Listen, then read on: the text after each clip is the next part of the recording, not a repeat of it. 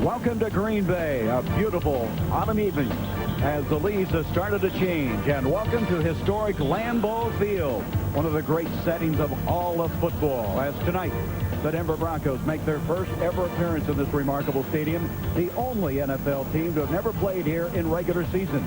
It's the Broncos and Packers on TNT. Hi again, everybody. I'm Gary Bender. You know, the first quarter of the season has been a surprise for both of these ball clubs. The Broncos slumped to 8-8. They fired head coach Dan Reeves. New head coach Wade Phillips, a new offense, and 23 new faces figured that they would get slowly out of the chute, but that's not been the case. They are surprising 3-1. The Packers, on the other hand, were 9-7. They merely missed the playoffs, and they thought it was a breakthrough season. But they've started now 1-3, and the long-suffering Packer faithful hope the Pack is back, but they realize they haven't had back-to-back winning seasons since 1966 and 67. With me is Pat Hayden. And Pat, if the Packers are going to break this 3-game losing streak, they've got to have a big game out of Sterling Sharp. Well, he will be the featured guy tonight for the Packers. Now, the Packer coaches came into this season, they said, he caught 108 balls last year. They wanted to spread it around, but they got off to that 1-3 start, and they said, well, that's not working. And they said, he is our best offensive player, so who are we kidding? Let's get him the ball. Tonight, they're going to try to get the ball to Sterling Sharp. And, Gary, it's easy to take away a wide receiver, so you're going to see him move around. They'll hand him the ball, but they need to get him the ball at least 10 times tonight. Last year at the age of 23, Brett Favre made it to the Pro Bowl, but this year he's been struggling. He's had a tough time with the blitz. Well, it's funny about the NFL. Once you get a reputation for defensive coordinators about not being able to handle a blitz, you're going to see it week in and week out until you prove yourself that you can handle it. Denver's defensive game plan tonight against Brett Favre is to bring the blitz. They're going to bring safeties. They're going to bring linebackers. And unlike a mature quarterback like a Marino where you might disguise a blitz, with Favre, they're going to show it to him early, and they want to see how he's going to react. Well, his situation is further complicated with the fact they have a lot of injuries in the offensive line. They have 3 new starters. Yeah, this is a major factor, I think, for the Green Bay Packers. Look at their lineup a week ago when they played against Dallas. You see, that's the Winters at left guard, Campen started at center, Robbins with the right tackle. Here's what's going to happen tonight. 3 new starters. Waddell goes to left guard, Winters shifts to center, and Sims at right tackle. And Mike Holmgren is very concerned. He says if we have an injury there tonight, we're in real problem because they're very thin there. John Elway loves his new West Coast offense. He's been spectacular. He's completing 67% of his passes. This is Elway's 11th year, and statistically, this is his best season. And we talked to him yesterday. He says, I'm playing as well as I ever have because I feel confident. I'm loose. I feel like the pressure's off. I don't have to win the game the last 2 minutes every week because of all the weapons we have. And the other thing Elway said is my offensive line has played great, particularly my left tackle, Gary Zimmerman. They picked him up from the Minnesota Vikings in a trade. And I tell you, there's only 2 or 3 left tackles that you can leave out there all by themselves and not worry about your backside. Gary Zimmerman's one of them. You're talking about all the weapons. They have a new weapon, and rookie running back Glenn Milburn. Some people are comparing him to a smaller Barry Sanders. Well, this is a guy who's an exciting player, and, he has the ability to make you stand up and cheer, does Glenn Milburn. Now, Wade Phillips said to us last night, we need to get him the ball more. He's been kind of a nickel kind of player, a temporary player, but one of the keys tonight is the Denver Broncos getting the ball to Glenn Milburn. Well, it's really a spectacular night here in Green Bay. Temperature at kickoff time, 43 degrees, and, of course, another sellout here in one of the finest places to ever come and see a football game. And the forecast, partly cloudy, as we mentioned earlier. The leaves have started to turn, and this is a remarkable setting. Wade Phillips, who for 4 years was the defensive coordinator of the Denver Broncos. He was an interim coach way back in 1985 for the New Orleans Saints. He is 4-4 career, and he has an offense that's really catching everybody's attention out in the Colorado area. And Mike Holmgren, in his second year, he's 10-10 career-wise.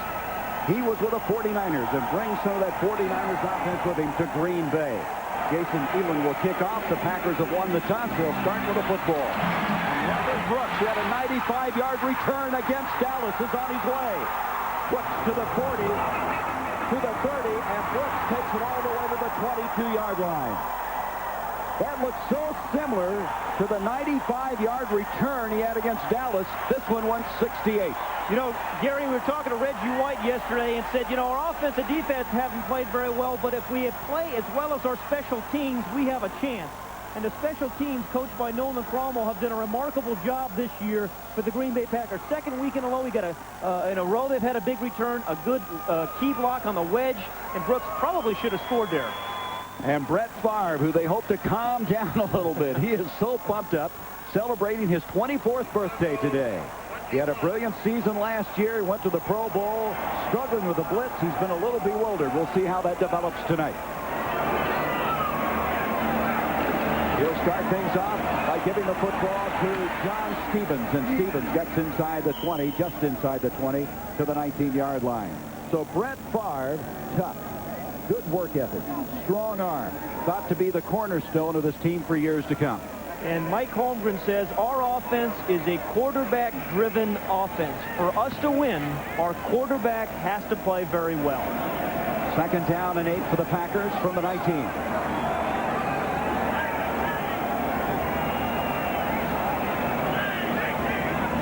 Serving Sharp comes in motion. Favre looks at him, gets it to him. Sharp makes the move, and he's very close to the first down. He needed to get to the 11.5-yard line.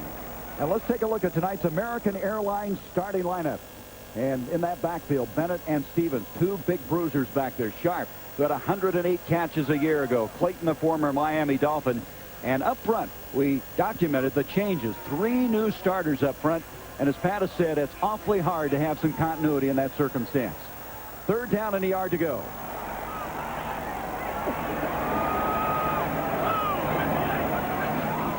It'll be Stevens. Stevens does not get the first down. He did not slam it up there. He tried to bounce to the outside. That may have cost him the first down. Well, one of the inside linebackers, I think, stuffed the lead blocker, Edgar Bennett. So it should be a fourth down. They're looking to the far side of the field. And Mike Holmgren has a fourth down, it appears, coming up. Yeah, you know, when you're 1-3, I think you take some chances like this, but you always ask for a measurement. If you're a quarterback, you always want to know how far, if you're short at all. You want to know exactly how short you are. Well, the Packers have been very successful this year on fourth down. They are 4 of 5. And this could be awfully big in this football game if they wouldn't get it here, if they elect to go for it. I don't think they have it because Stevens didn't bounce it up. And there it is. You can see how short they are. Well, Mike Holmgren in his second year, getting to make a big decision early in a game. You know, it's a young football team. You're 1-3. You're playing at home. You go for it. You can see how much they need. The Packers have had a tough time establishing a running game. They've had only 36 yards against Dallas. They were going to go more to 3 wideouts and a single back through the course of this game. But right now, they got to slug it out. And if you're a Denver defensive player right now, you don't get suckered into a hard count. No offsides, no easy first down. 4th and 1. Fourth down and less than a yard.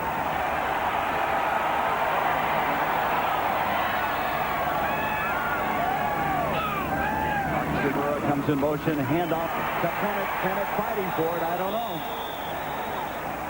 That was Dave Wyman, the former Seattle Seahawk, who was there to make the stop. We'll wait to see if they got the first down. The Broncos, Steve Atwater, said they didn't. When you play against this Denver defense, you're not only playing against inside linebackers, you're playing against some safeties in Atwater and Smith that play like linebackers.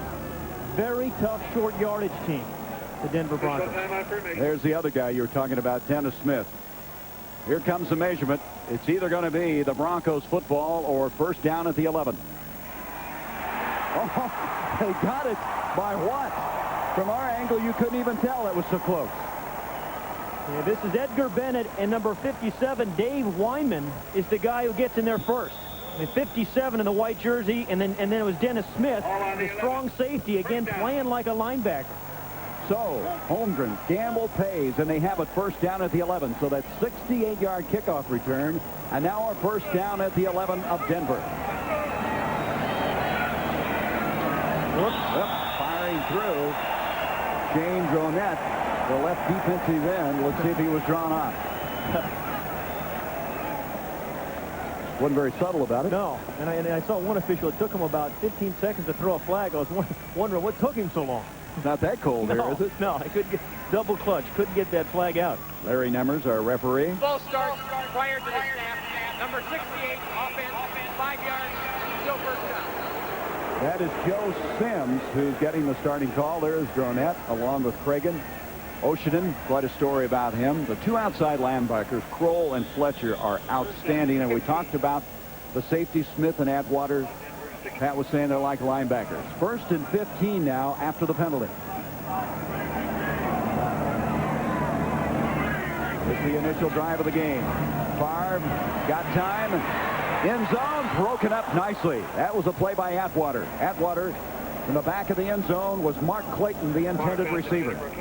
You know, I think that's what makes Atwater an unusual player, in that he can play like a linebacker like we just talked about, but he's got some subtlety about him. He's got some finesse. He's got a feel for the game. You know, there's a lot of big hitters in the league, but few guys can be big hitters and then turn around on the next play and make a subtle play like that.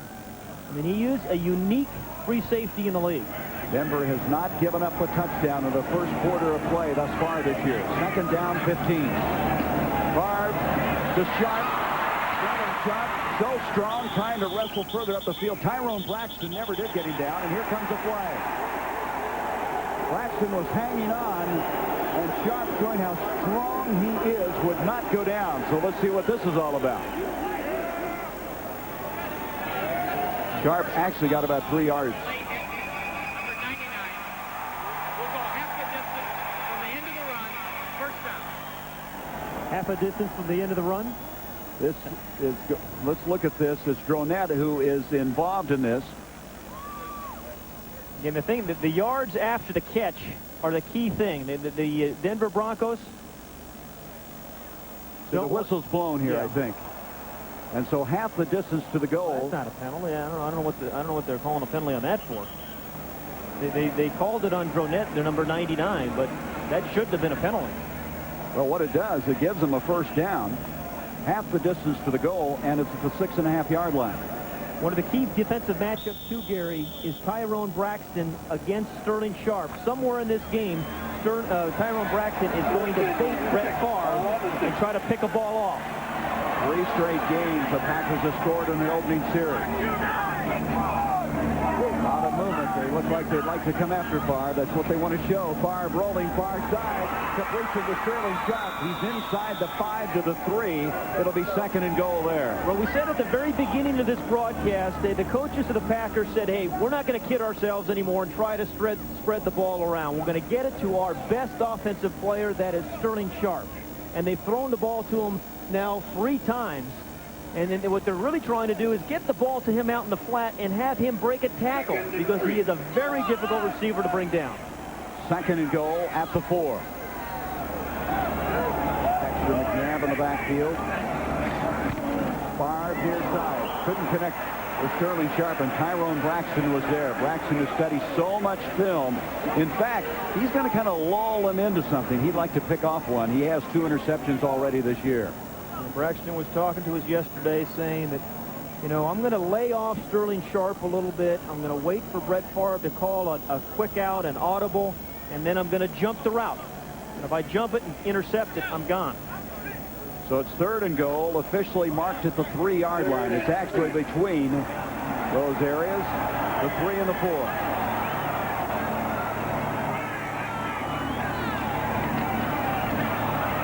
This is Stevens, no place to go, so they come to a 4th down again, and that'll mean Chris Jackie to attempt the field goal. A pretty good defense by this Denver team after being stunned with that 68-yard kickoff return.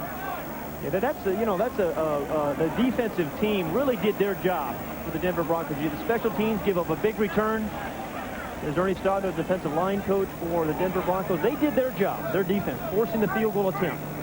Chris Jackie will come in and attempt a 23-yarder. He had hit 9 in a row before missing one last week. Out of the hold of Wagner, and they're going to hold this one up. Every flag out of every official's pocket came out of there at the same time.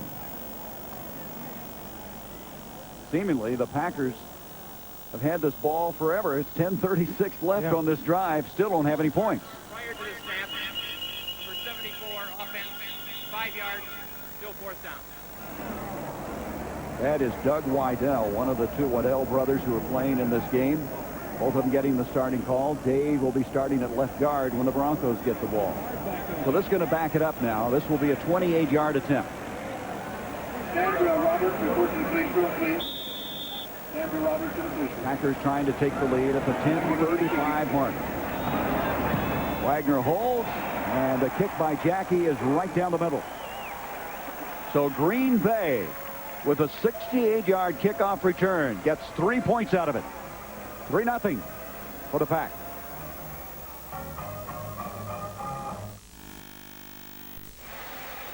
Let's go back to one of the receptions by Sterling Sharp and show you why the Packers didn't score. He's going to run an out route, but Charles Dimry stays here and then just tackles him. No yards after the catch. That's one of the key things for the Denver Broncos tonight. Sharp is going to catch his passes, but you have to tackle him after the catch, and Dimry did a nice job of forcing him down. Otherwise, he breaks that tackle, he scores a touchdown. You know what's significant? He only weighs 170 pounds. Dimry is undersized, but he certainly doesn't have a small heart. You can see that stuff. Jackie kicking off. Del Pino along with Glenn Milburn back deep. And here comes the exciting rookie out of Stanford, bringing it up to the 20-yard line. That wasn't so exciting. No. So John Elway with his new offense coming in. He's having a lot of fun, very confident. He's been completing 67% of his passes. And all these numbers have really been going through the roof. He's always been a great talent, but very happy now. Yeah, he is. And the idea, the concept of this offensive philosophy is get a 15-yard gain, Gary, without a 15-yard pass. So the Broncos with their first snap of the ball game.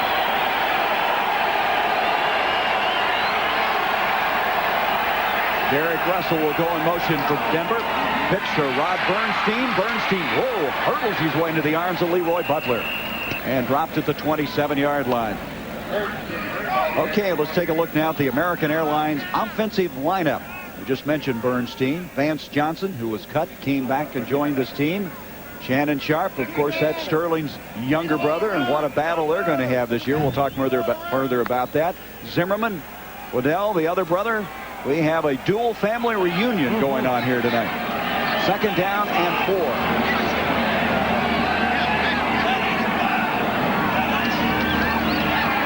Elway with a lot of time. Up the field. Tony Kimbrell, who's the fastest player on this team. You haven't heard much about him. He made one catch last week out of Jackson State. A rookie could not hang on. Defensively for Green Bay, they've had some people missing. And one of those guys is Bill Moss at nose. And he will not play tonight. They've lost Brian Noble to knee surgery. And also Tony Bennett has not signed. And this secondary, they think Leroy Butler is playing at a Pro Bowl caliber. And George Teague with his first start, the rookie from Alabama. 3rd down 4. Somebody in his face that time. Elway had some pressure coming, trying to hit. Over the far side, the tight end, Reggie Johnson, incomplete. It brings up 4th down. And so the Broncos are 3 and out. And Tom Ruin will come in and punt. And Terrell Buckley, an exciting returner, goes back for Green Bay. 3-0, the Packers. 9:35 to go in the first quarter. Ruin hits it high, but not especially long. They're going to let it hit. And down by Kimbrell at the 35. And here's another flag. So Kimbrell was down there quickly after a 38-yard punt. But let's sort this one out. Ruin, a former Colorado punter.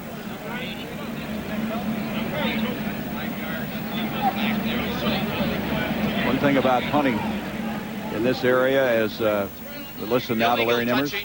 By the kicking team player, number 80, who was out of bounds, returned and was the first player to touch the kick. Second week in a row we've seen Penalty that. is refused. First down. We understand that one now, don't we? Second week in a row. But I started to say, when you punt in the Central Division, you better be able to punt well, because the weather doesn't look as good as it does tonight most of the season.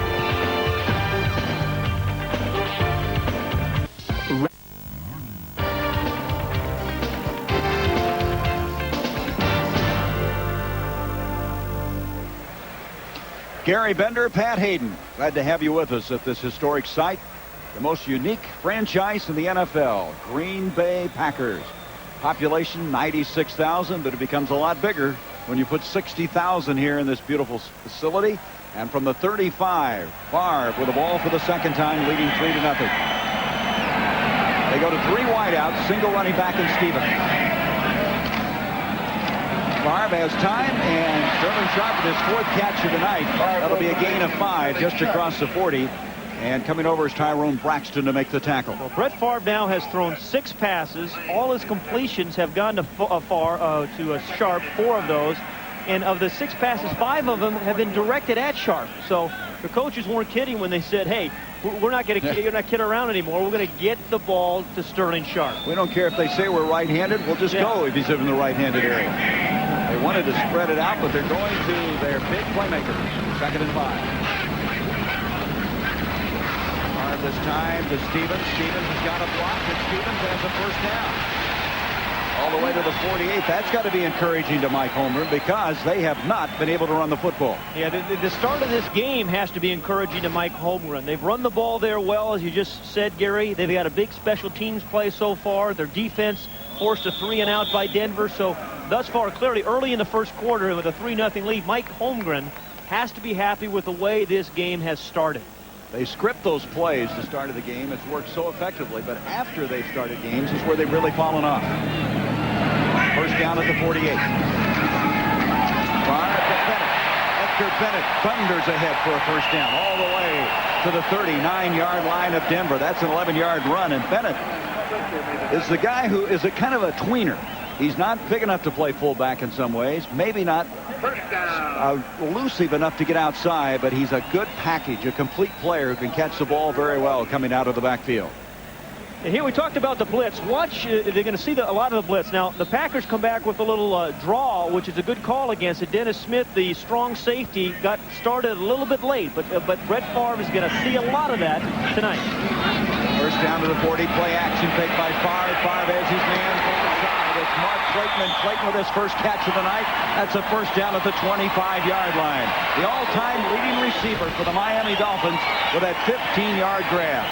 There's a guy, 81 touchdown receptions with the Dolphins. But, again, he should get some single coverage. And that's one of the subplots tonight, Gary. Mark Clayton, this time against Dimry. Now, that's twice Dimry has slipped. Once when he was trying to block tackle Sharp. That time Mark Clayton. But Mark Clayton should be a guy that's going to get one-on-one coverage and should break open tonight. Hey, thus far the line's doing a good job for Favre. From the 25, 1st down.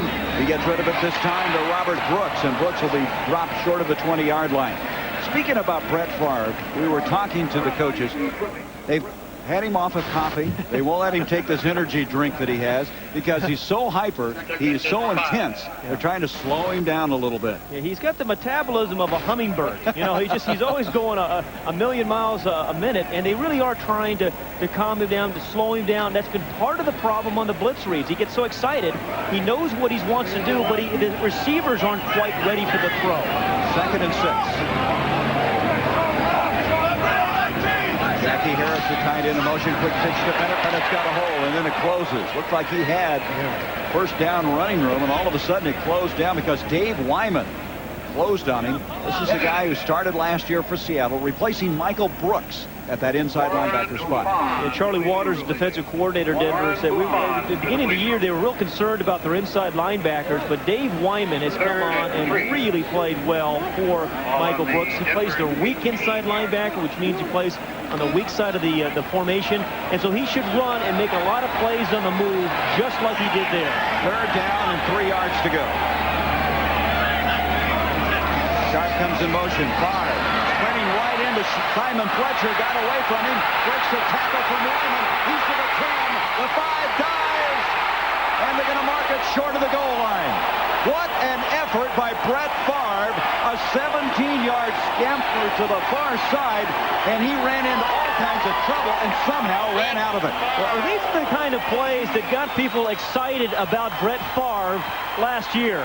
No, number 57 in the middle of your screen is Wyman. He's blitzing. So's Mecklenburg. The 2 inside linebackers blitz. Now, he did a terrific job as Rutgers, number 75, pushed his guy out of it, and Favre just spins out of it and has pretty good speed. He may have gotten in there. That ball may have crossed. Anyway, it's 1st and goal at the half-yard line. The Packers trying to build a 3-0 lead. Hand off to Stevens. Stevens fights in. The ball is loose, but he's been given the touchdown. It broke the plane of the goal. The ball coming loose does not matter. And the Packers have gotten off to a remarkable start. 9-0. Well, you know, they started fast against Philadelphia in week 2 and lost. They've actually lost 2 very close games, but I mean, this is something you got to continue to maintain. But they've done everything well, offensively, defensively, special teams. And seemingly have been down at this end of the field the entire first quarter, as Denver's had it only 3 snaps. Jackie to attempt the point after. He's hit 95 in a row. He is 4 away from Paul Hornung's record of 99. At the 5-10 mark, trying to make it 10-0. And Jackie has now hit 96 in a row. 10-0. The Packers, a team, as Pat mentioned, has been stunned with 2 late losses, getting off the mark effectively here, trying to break a 3-game losing streak and stay in the race in the NFC Central.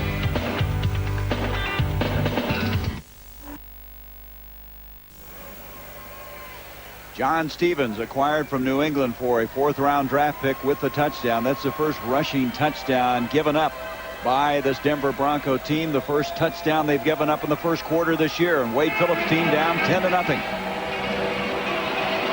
It'll be Glenn Milburn.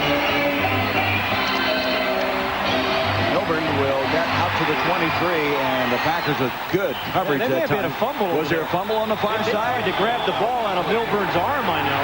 And they're saying it is the Packers football, as Milburn disappeared on the far sideline, and coming out of there is George Teague, the rookie, with the ball. What a break for the Packers. They're going to have it at the 22-yard line. Yeah, the special teams of Green Bay, 2 big plays. Now, rookie against rookie, Milburn against Teague. I mean, first of all, he fights. I mean, he's getting hammered by a blocker, fights through that blocker and takes it away. That's a great special teams play by Teague. What did they say? They wanted George Teague in there to make a big play. Yeah, He's made one. They've got it. They've got 2 of them now out of special teams, Gary. Remember the Sugar Bowl against Miami? The 2 big plays he made in that? He was their 2nd first-round draft pick. And it's going to set it up at the 22-yard line. 1st down, Packers. John Stevens. This time will be hit by Mike Kroll. Can't get much on that one. Maybe a yard. It'll bring up 2nd down. Well, here we are with about 4:50 left in the first quarter, Gary, and Denver has only had 3 offensive plays. Now, they're down. The Broncos are down 10-0. Here's where Wade Phillips' defense once again have to make a play. I mean, at least force the field goal attempt. Because the way this team is playing, the Packers are playing right now, they are playing very confidently here at home. They're not looking like a 1-3 team. That's right. They came in here a desperate team, losing 3 in a row. Started the year the favorites in the NFC Central. Favre with time over the middle, and Jackie Harris was bumped off the play. He did not get to the football. He was tangled up with Dennis Smith and also Tyrone Braxton, so no one close to the ball, and it's going to bring up the 3rd down. Well, one of the things we said was how was Brett Favre going to handle the blitz? And some of that's dependent upon the offensive line. That time, Steve Atwater, the free safety, came and blitzed. But the offensive line did a terrific job. The offensive line did a terrific job of giving Favre a chance to throw it. Charlie Waters, of course, the outstanding player for the Dallas Cowboys. And now the defensive coordinator for Wade Phillips. 3rd down and virtually 10 yards to go. Bennett and Stevens in the backfield. Stevens comes in motion. Favre's got time. On target. Sterling sharp and sharp. Fighting for the 1st down. He's got it as he is inside the 12 where he needed to go. When you watch Sterling Sharp play and catch the ball, Gary, he does not bobble the ball. He attacks the ball. He doesn't wait for the ball to get to him. He is the slot man, number 84. He's going to run a little hook route. And watch how quickly, as soon as he catches it, he turns. And he's very good after the catch because he said to us yesterday, I know where people are coming from. I know where the angles are. And he also knows when he picks up the 1st down. Yeah, he pointed towards Appleton, which is south of here. 1st down now. Packers with a 10-0 lead. A little pass near side, Sterling Sharp. He is getting a workout, and he's got the ball to the 6. Now, he and his brother Shannon have a $20,000 bet as to who will catch the most passes this season. And right now, Shannon Sharp got to get very nervous standing on the sideline watching his older brother. They've only had three plays, you know, and as Sterling told us yesterday, I get off the bus and I've already got 7 passes. Well, he's got 6 right now. He got off the bus, got 1 more to go, and he can get back on it, right? Yeah. No, I think he's looking for a big evening. 2nd and 5. Look at the time of possession. Those 3 snaps didn't take very long. Yankee Harris comes in motion. Gronett ran right by the ball carrier Stevens. He stayed on his feet and maybe got back to the line of scrimmage. And then Willie Osiden, who is a Nigerian by birth, was over to make the stop. Gronett a little upset as he just went right by the ball carrier. Yeah, Gronett is a little upset with himself. I think he thought that maybe Favre had kept the ball on a bootleg, because he just ran right by the ball carrier and had a clean shot at him. Nice contact, but didn't see anything. The key defensive play here now for Denver. They've got to step to the plate and force the field goal attempt. On a 3rd and 6. Sharp comes in motion. Favre looking his way. Dumps it over the middle instead, and the catch is made. Diving is Bennett, and Bennett is just short of the goal line. Edgar Bennett, who had 8 catches last week, 14 in the last 2 weeks, just short of the goal line, but it's 1st and goal, Green Bay. Edgar Bennett, Gary, has a real nice feel for the game. And Brett Favre, you know, maybe they have calmed him down, because he has shown an awful lot of poise tonight under a heavy rush by Simon Fletcher, one of the outside linebackers. He just got a nice little touch over his arms to his back Bennett. Favre is 9 of 12, 61 yards. 1st and goal. Sharp comes in motion, hand to Bennett. Bennett did not get in. Was he hammered on that play? He wasn't even close to get in. He got almost flipped on the play as he tried to crack it up the middle. Now, Bennett, again, is not that big a running back by some standards. He weighs in at about 210, 215. That time, he didn't get anything. He may have lost some. Well, they're about where they started. It'll be 2nd and goal from there. Well, remember, this is not a great running team, the Green Bay Packers. They have 3 new offensive linemen starting tonight, and that makes it very difficult on short yardage and goal line. Bennett, Stevens, the 2 backs. It's Bennett again, trying to go wide, being chased. He gets out of the grasp of Mecklenburg and scores a touchdown.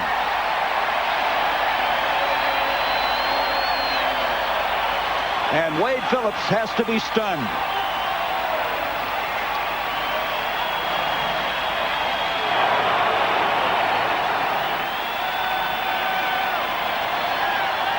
(16-0) Green Bay, and the first visit ever to Lambeau Field by the Broncos in the regular season is not going real well right now. Good lead block by John Stevens that really opened the way for Edgar Bennett to score.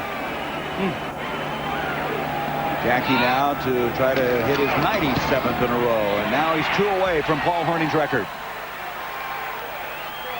Watch the block by number 32, the lead back. When you get a lead block that control the corner of the defense like that, you can get into the corner of the end zone. Stevens clears the way for Edgar Bennett.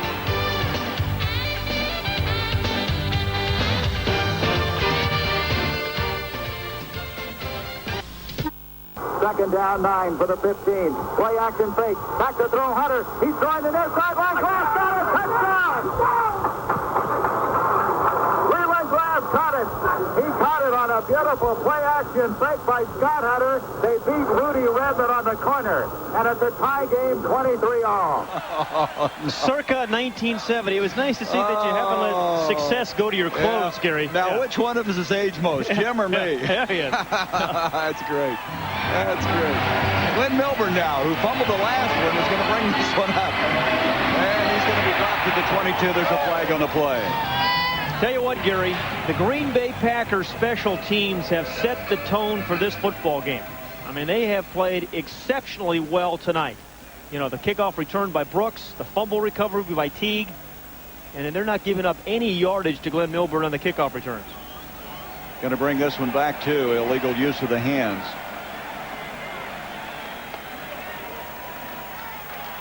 holding, number 38, on the run back, 10 yards from the spot of the run, first down. There's your old roommate, Nolan Cromwell. Nolan Cromwell, a flash from Kansas. Ransom, Kansas, who was your teammate with the Los Angeles Rams. He was a quarterback at Kansas and a defensive back in the NFL. Yeah, he was a great player, and now he's off to a great start as a special teams coach. We're going to start this drive now from the 12, trailing 17-0. Elway to Delpino, and you can see the Packers are playing now with great intensity. Good reaction by George Kuntz, number 53. Well, you know, the Denver Broncos have been a very good team at home, Gary, but they have not been particularly good on the road. Now, the Packers have played well tonight and deserved this 17-point lead. But right now, John Elway, who's had a lot of comebacks in his career, there you see the road record. He's going to have to get something on the board here. He's going to have to get some play, a ball to Shannon Sharp. 4 plays for a total of 6 yards for Denver at this stage with 14 seconds left in the quarter. Elway in trouble, fights off of it, incomplete. He had pressure coming. Bryce Pop was in his face, and Elway is 0 for 3. And Denver right now needs something to jumpstart their offense. Well, you know, John Elway has jumpstarted their offense, you know, so many times. And I think the situation right now is where Elway is better than anybody. You know, the 3rd and 10s. The third down quarterback. He's been a great third down quarterback and a 2-minute drill quarterback. And this is where he can be better than any quarterback in the NFL. Moving around, making something happen. 3rd and long. You see the percentages. It's 3rd and long here. 3rd and 10. Elway scrambling out of difficulty. And the catch is made, a remarkable catch by Vance Johnson. He goes up high as we come to the end of the first quarter. A 16-yard completion, and that gives Elway something to build on as they go to quarter number 2. 17-0, Green Bay.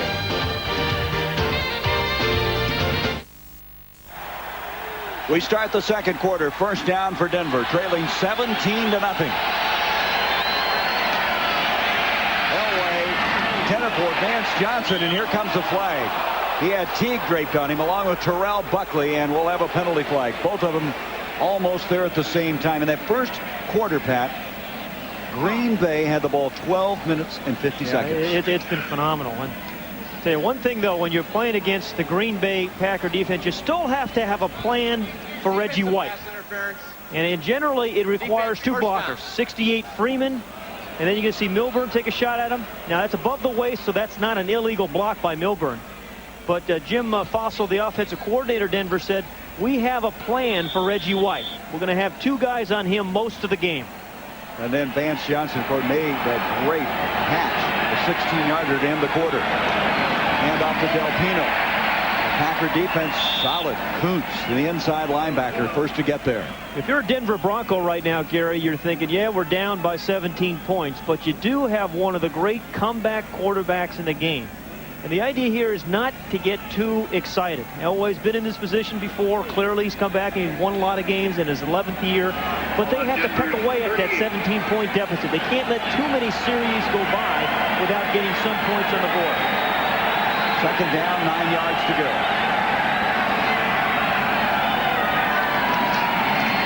Elway's got pressure coming. He's going to be sacked. Elway goes down. Matt Brock was there, and Elway's had such good protection. He'd had only 4 sacks previous to this after suffering 52 a year ago. That's a 7-yard loss back to the 31-yard line. And Matt Brock should make some sacks this year. Anytime you double team a guy like Reggie White on one side, the guys who are single teamed have to come through, have to make some plays. White was there in the middle of your screen. He was doubled. Brock was single covered, and he made the sack. That's how it should happen, and that's how Reggie White can affect the team. Third down. 17 yards to go. A flag on the play. Elway is going to be sacked again.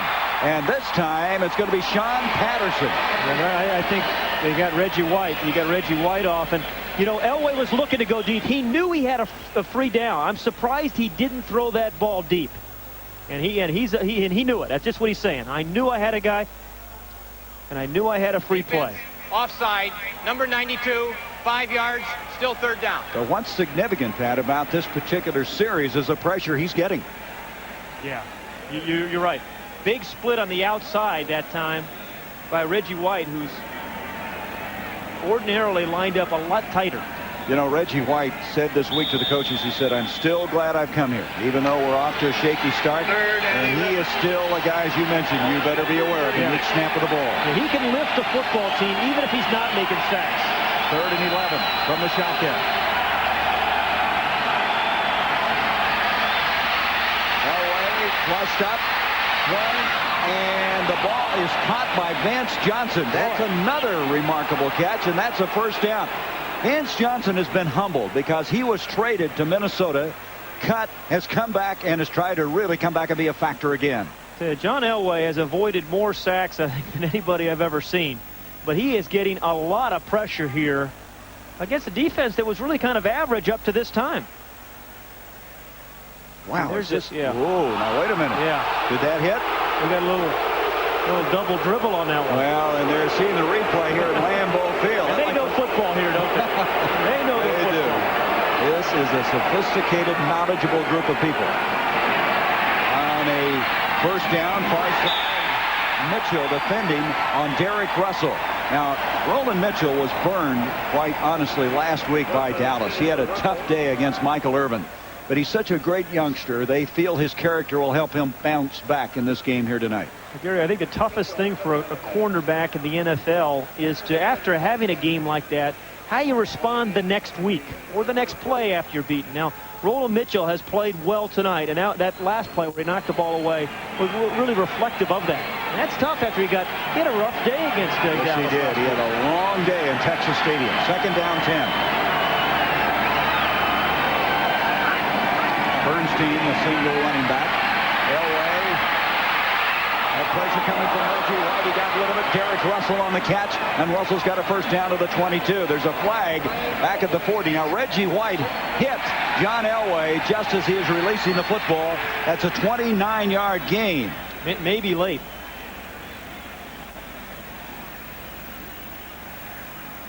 Personal foul. Roughing the passer with the blow to the head. Will tack half the distance to the goal to the end of the run. First down. Let's go back and look at it, Pat. See why he got the penalty. Take a look at Reggie against Russell Freeman, number 68. That time he had a single block by Freeman. That's a mismatch. So it didn't really go to. He didn't really go to the head. Huh. Russell's all alone on him. Again, Elway hanging in the pocket as he's done so well, finding the open receiver. And with a guy like Derek Russell, you have a guy who can go the distance. Didn't there, but can go the distance, and every NFL team needs a receiver like that. So after the 29-yard completion, they tack on the yardage, and they have it first down at the 11. Bernstein to the backfield with Del Pino. Here's Bernstein trying to bounce outside. Johnny Holland, who last year led them in tackles, and Mike Holmgren said was their best defensive player, number 50. Then had a neck fusion operation and missed most of the preseason. But he's one of those guys who keeps coming after you. And you can see in the last 5 seasons how consistent he's been for the Packers. You know, one of the things Jim Fossil has worked with Elway is his ball handling, Gary. I mean, he's never really been noted for that. Almost did get that. Fakes it to Del Pino, brings it back into Bernstein. You know, I think Boomer Esiason has had effect on all quarterbacks and how they handle the ball. 2nd and 8. Elway looking to the corner. The ball's on the way. Vance Johnson's out of bounds. Mitchell was defending on the play, but Vance couldn't get both feet in. I love watching receivers beg, don't you? A very unsightly thing. No case there for Vance Johnson. Nope. Didn't dot the I. He's got to get longer toes. 3rd down and 8 now. The ball resting at the 10. You know, think about that pattern, though. Although it was a nice catch out of bounds, Vance Johnson didn't give Elway enough room to throw that ball away from the defender. You had to break inside a little bit more before you break out to give your quarterback a little room to throw to the sideline. Denver's going to have to burn a timeout.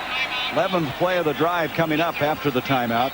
Remember, this drive started on the Denver 12-yard line. 11:36 to go in the first half. And the Packers with a surprising 17-0 lead. You know, there's one thing that most sporting events have in common. When you see this R, the player's wearing a Russell Athletic NFL Pro Line jersey. Hi, Warren. Hey, Joe. Russell Athletic is also the official uniform supplier of Major League Baseball. They even outfit most major college and high school teams. In fact, Russell Athletic even makes great sweats and tees for the rest of us. Unfortunately, not everybody's gotten the word. Russell Athletic. It's everything we make that makes our sweats and tees so great. Well, the Packers are throwing a shutout right now, but the Broncos are threatening. By the way, how popular was Vince Lombardi here in the 60s? Well, if you yell into this crowd, Vince, about half of the 25-year-old males will raise their hand. Join us at halftime. Pat Swilling, Kevin Colley, myself, highlights from around the league, and Pat will talk about stripping the ball. And we have a misfire here. Penalty flags. Let me tell you, Vince Lombardi would intimidate you. Yeah, he intimidated you. Oh, man. Of course, so does your wife. And you do, too, for some reason. I can't figure it out. Yeah, you were telling me he used to be in the next booth when you were the broadcaster, right? Ball start prior to the snap. Number 65, offense, 5 yards, still third down. That's Gary Zimmerman. Yeah, that's my guy. Yeah. Vince Lombardi. And what a history. They called this Titletown, USA, when they won those first 2 Super Bowls. What a tradition was established. And the Packer faithful waiting for the Pack to come back. Down 17 points. This is a big down for John Elway. Now, they can get a first down to the 1-yard line. Right now, they're going to hold up the play. It's 3rd and 13 after the penalty, back to the 15-yard line. And, Gary, what we said before, this... 3rd and 13. Set the game clock to 11:38. Thank you. This is where Elway is the best in the NFL. These 3rd and 13s, long third down plays, because his scrambling combined with the velocity on his throws, being able to throw it anywhere on the field, make him incredibly unique. He stretches you, doesn't he? No, he sure does.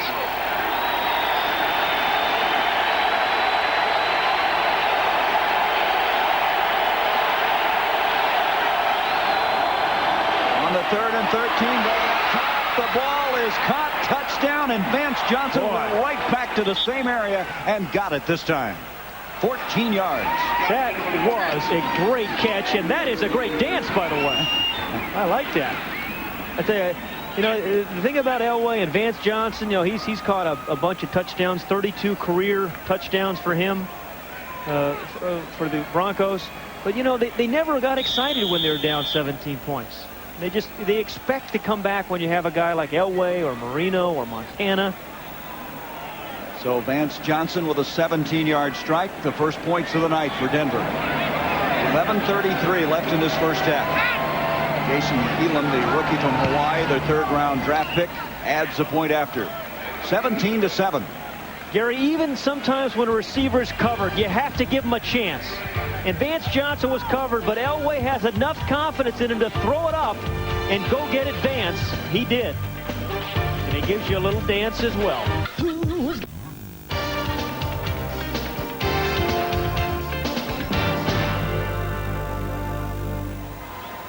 A hearty crowd here in Lambeau Field. Of course, this is almost shirt-sleeve weather for these people. They're the Sharp brothers there, talking about their favorite Dutch comedians. There they are. Yeah, there they are. Yep. Shannon and Sterling. But this is shirt-sleeve weather. Wait until you get up here in November and December, and starts to get a little cooler. Robert Brooks is back for this kickoff along with Darrell Thompson. Thompson will bring it out to the 30. Nice spin move, and the former Minnesota standout has it at the 35. Good field position. I don't know what happened to Elam on the kickoff that time. He's very good at the touchbacks, but didn't get it there. Here's tonight's GMC truck leaderboard, and we're going to show you the touchdown interception ratio right up to the very moment. Now, Montana Wilson did not play today. O'Donnell, his did not change in the win over San Diego. Here's what Elway's done. 8 touchdowns, 2 interceptions. And Brett Favre, 4 touchdowns and the 5 interceptions. Wow. What's the denominator in this thing? It's a big regular denominator. Gotta make it tough, don't you? We're always looking for something. You see how good your math was. Just short of the 35. Favre starting this drive, and that one was on the ground, I believe. Yes, incomplete. But even when he misses it, he almost catches it. I mean, you see how strong his arms are, how strong his hands are. I mean, the defensive coordinators, Charlie Waters, was saying if you blitz Favre enough, he'll give you those the dancing feet, the happy feet. He played well tonight thus far, throws it off his back foot, and that's why he comes in low. But I'm surprised Sterling Sharp's that open. I mean, he's clearly the featured guy, and you have to figure out a way to double him. 6 catches for Sharp. Stevens goes in motion on a 2nd and 10. Favre over the top. Jackie Harris, a tight end. He's got some running room to the 20. Jackie Harris will take it all the way. Touchdown, Green Bay. 66 yards. And look how fast Brett Favre is. Longest play from the line of scrimmage this year for the Packers. 66 yards. Their longest have been 28. Yeah, you're right. Mike Holmgren said, we have just been struggling trying to come up with big plays. And we haven't had any of those last 3 weeks. That's a big play. And that's what this Packer team needs. And boy, Brett Favre was down there. He may have been the 2nd guy in the end zone after Harris got in there. That's the kind of competitor he is. And Jackie Harris, who they compared to a young Ozzie Newsome, who is such an outstanding tight end for the Cleveland Browns, as Jackie's point after's there. 66 yards, 2 plays, 24-7, and Brett Favre with his 5th touchdown toss of the year, and Jackie Harris, who they feel has some greatness ahead of him.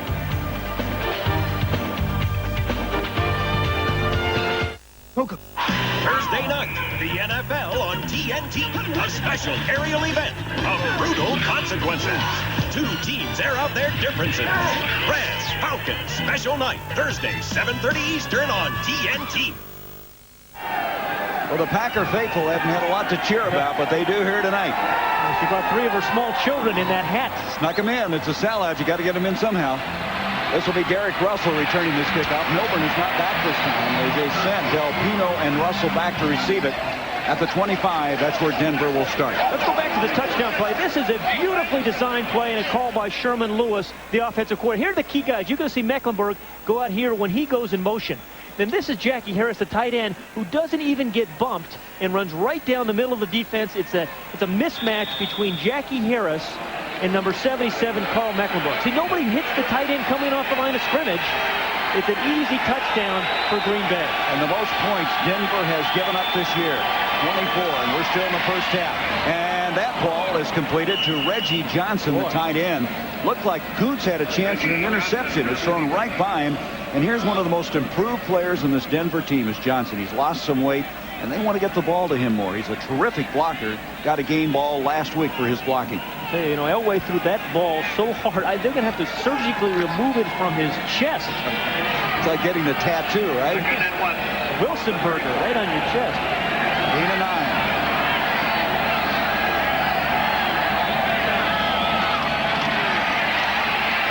Flushed out again. He's got it off to his safety man, Rod Bernstein, and Bernstein gets the first down. He only needed a yard. He makes it to the 39. So let's step back, Gary, and take a look at, Packers are up 24-7. What's happened? The special teams for Green Bay have been indeed special. Their defense has made some remarkable plays, particularly in that first quarter.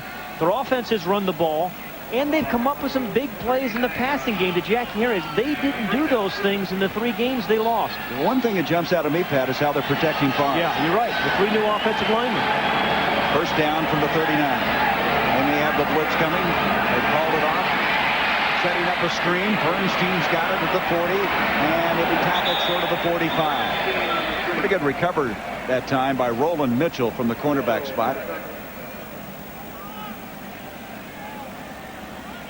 It'll bring up a 2nd down. And right now, Shannon Sharp looks like he's getting the worst of the bet. Yeah, he said, I'll let you out for $15,000 right now. Let's buy down this bet, right? Yeah. Tell you what, I was impressed by Sterling Sharp's shoes. I think Shannon would like to have his shoes and the $20,000. They cost about $20,000. 2nd down and 5. And that should have been cut. And that was in the midst of Bernstein at the 50. Went high for it. Couldn't hang on to it. And it'll bring up a third down. This guy coming over from San Diego is an excellent receiver coming out of the backfield. I was just going to say that's unusual for Bernstein because he is a very good receiver. As a matter of fact, all the backs for Denver are good receivers. But when you're down 24-7, these kind of things seem to happen and snowball. When you're trying to get back into a game, everybody has to make those kind of plays, Gary. Maybe the ghosts of Lambeau Field are coming in here. They were talking about coming in here. Third down and 5. That's broken up, deflected, and intercepted. That is Wayne Simmons, the rookie, their top draft pick, and he picks it inside the 25. He deflected it and intercepted it. Hey, Gary, I don't know how Green Bay has lost 3 ball games because they have done everything right tonight. And that was an incredibly athletic play by Wayne Simmons. Now, this is only his second start. You're going to see Wayne Simmons right here. He's the guy that's going to first tip the ball. He fakes a blitz. He fakes like he's a lineman. Then he drops back in coverage, reads the eyes of Elway, tips it up, then makes the interception.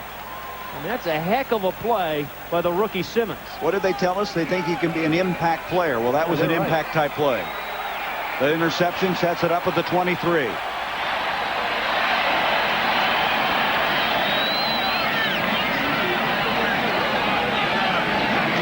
Single running back. Edgar Bennett's got it. Able to get inside the 20, close to the 17-yard line and stop there. Yeah, the other thing that's happened, Gary, you mentioned the offensive line of the Green Bay Packers. The blitz has not gotten to Brett Favre. He's not been rattled by it. The offensive line have done a marvelous job of protecting him under some blitzes by inside linebackers and safeties. And the other thing is, Atwater and Smith have not been much of a factor yet in this game. Usually you feel their impact early. An interception by Elway was only his 3rd of the season. 2nd and 5. Harris goes in motion. Bennett again. He's got some running room. And the legs pumping. He's going to be short of the first down inside the 15. Dave Wyman made the stop for the Denver Broncos. But again, you see some holes up front in the running game. And here is how the Packers have started the game, and they have started so well every week. Last 3 weeks they scored on the first drive. Amazing, isn't it, how they script those plays, that West Coast offense, and it seems to really clear their minds. They have an idea of what they want to do. Looks like a svelte, Craig Stadler, doesn't he? Just getting it? I got it. The Walrus Jr. Here's a pass intended far side for Harris, and Favre at that time had Mike Kroll in his face. He just dumped that one out of there. That's one of the few times he hasn't had time to operate, and it'll bring up a 4th down. Well, Denver has tried some outside blitzes, inside blitzes. Kroll's an outside linebacker that time. I mean, they're just trying to do anything to get him out of rhythm right now. So Chris Jackie will come on. He's kicked a 28-yard field goal earlier. We mentioned Jackie had hit 9 in a row before missing one last week. This is one of the fine field goal kickers in the NFL. This will be a 32-yard attempt. Jackie will do the kicking. Frank Winters to snap. Ryan Wagner to hold.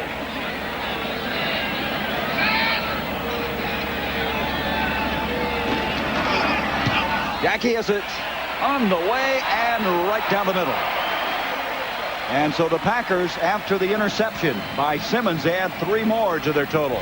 And Green Bay looking like a team that should have been 3-1, instead 1 of 3 coming in here. 2 weeks from tonight is Halloween. These guys got to jump on it, didn't they? They grow everything here in Wisconsin. One needs to shave, though. Look at that. He's got a beard on the side of that. I like that. They got to keep that for 3 more weeks and wear it Halloween night. Whew.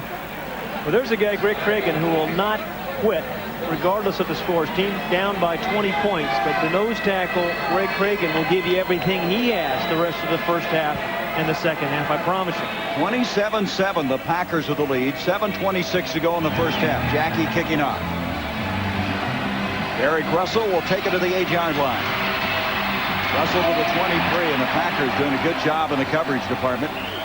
Elway will start it there. And looking ahead, we have a special edition of the NFL on TNT this Thursday.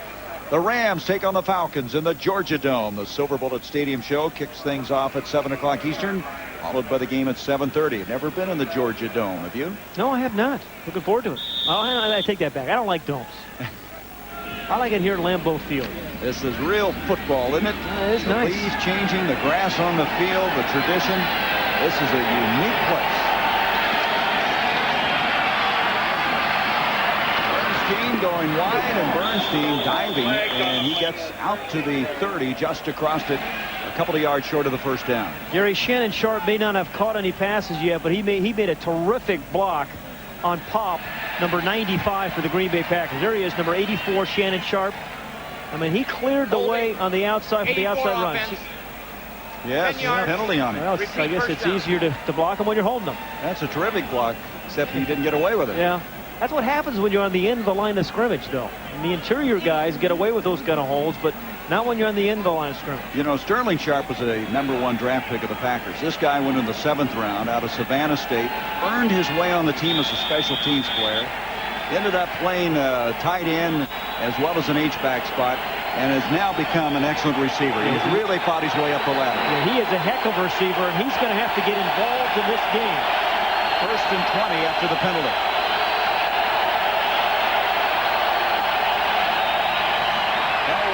Sprinting out, complete to Johnson, and Vance Johnson having a very big first half. That'll be a couple of yards short of the first down. They needed 20. He gets out to the 21. He has 4 catches for 53 yards and a touchdown. I've watched Vance Johnson for a long time, Gary, and I think what he is very good at is he's very strong in his legs, and he's real quick in and out of breaks. And you may have him covered for a while, but he's so strong out of the break, that's when he comes open, and that's when the ball is delivered. 2nd down, still 12 yards to go.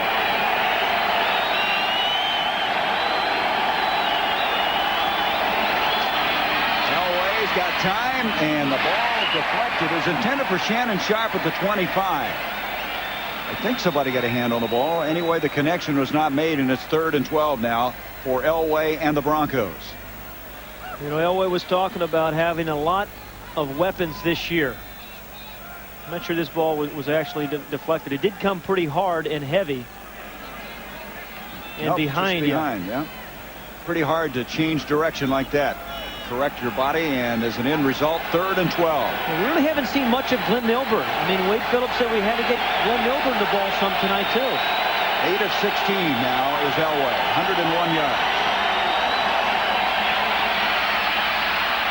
This time he gets at the man you were just talking about, Milburn, and Milburn scats out to the 33, and that'll be enough for the first down. This guy, when he gets in the open field, he just drives defensive coordinators crazy. That's a 13-yard gain. Yeah, it's like eating Jell-O with chopsticks, you know. I've never tried that. No, it's hard. It's hard catching them. They're going into their no huddle now here. In the hurry up. Here they go. Elway over the middle again. It's complete. Derek Russell, and Russell's got another first down. Boy, this is vintage John Elway at his best. 16 yards, and they're on the move. And the Packers want to call timeout and stop this juggernaut. You know, that's a good call by the Green Bay defensive coordinator, Ray Rhodes. I mean, you have a quarterback who's superb in the 2-minute drill. You've got a 20-point lead. You know, why not burn one? 40-second timeout. And so the Packers still have 2 timeouts remaining, as do the Denver Broncos. That gives us an opportunity to look at Week 6 here at the NFL action on the Russell Athletic scoreboard. And the Chiefs without Joe Montana won, but it wasn't easy. Barry Foster over the century mark once again, and the Raiders beating the Jets. Jets have lost 2 tough back-to-back games. Vince Evans had a big day. And how about Marino? Going to have an MRI on him tomorrow. The original report we were hearing, he was out for the season, but now they've kind of rescinded that. Yeah. And the Cardinals losing at home to New England. So Bill Parcells, his first win as a Patriots coach. Bears have won 3 in a row now. Yeah, Dave Wannstedt's done a nice job there. Yes, he has. And the Vikings, what was it Brett Favre said? The Vikings had the best defensive front line in the NFL. There is Elway coming up after the timeout, and that's almost intercepted. We have a flag on the play. Mike Pryor, who came over from the Colts as an unrestricted free agent, almost had an interception. It's going to be a penalty against Denver. He had 6 interceptions for the Colts last year. Yeah, penalty against Denver, but that was a freebie. Mike Pryor should have had that ball. I mean, he made a nice play in getting there, But, you know, that's the difference between being 1-3 and 3-1, Gary, making plays like We that. have an illegal formation. Number 65 was not in the line of scrimmage. 5 yards, repeat, first down. That's the Z-man, Gary Zimmerman. What was it Sterling Sharp said? Not only do the receivers need to catch the ball, our defensive backs need to catch the ball. Yeah, Sterling Sharp said everybody's got to begin to make the plays if we're going to get the thing turned around. First down and 15 now after the penalty from the 45. Elway showing his ability to get out of the pocket, and Reggie White got him. Do you see the speed of White? Yeah. You don't run John Elway down from the backside very often. And the 7-time Pro Bowler White got him and dropped him short of the midfield stripe. You know, we talk about Reggie White lifting the team. Now, he's only had one, and he's right on the left of your screen, number 92, getting double teamed again. But, I mean, he makes your whole defense better. Second down now, 10. Elway far side, a rolling catch by Vance Johnson. Headed for a big night, and that is going to be enough for the first down, a 10-yard grab. You know, with 4:52 remaining in the second quarter here and down by 20 points, Denver's thinking, hey, we have plenty of time to get maybe 2 scores on the board before halftime. Vance with 5 catches for 63 yards. From the 40, first down. Elway, far side, and an adjustment by Johnson. He had pretty good coverage that time on him on the far side by Muhammad Oliver. Now, Oliver is seeing his first action for the Packers. He was a former draft pick of the Broncos. He's a decathlete from the University of Oregon. Covered that one very well. Yeah, he's still a question mark for the Packers. They think he can get the job done, but he is new. Just picked up a few weeks ago, and they feel that, hey, he's got to prove it to us for the Green Bay Packers, but he did it there on that play. Second down and 10, a little delayed handoff to Milburn, and doesn't get a lot to the 38-yard line of Green Bay. Now, they're within field goal range of Elam right now. What was it Wade Phillips said? We get to the 38, we can bring him in. Yeah.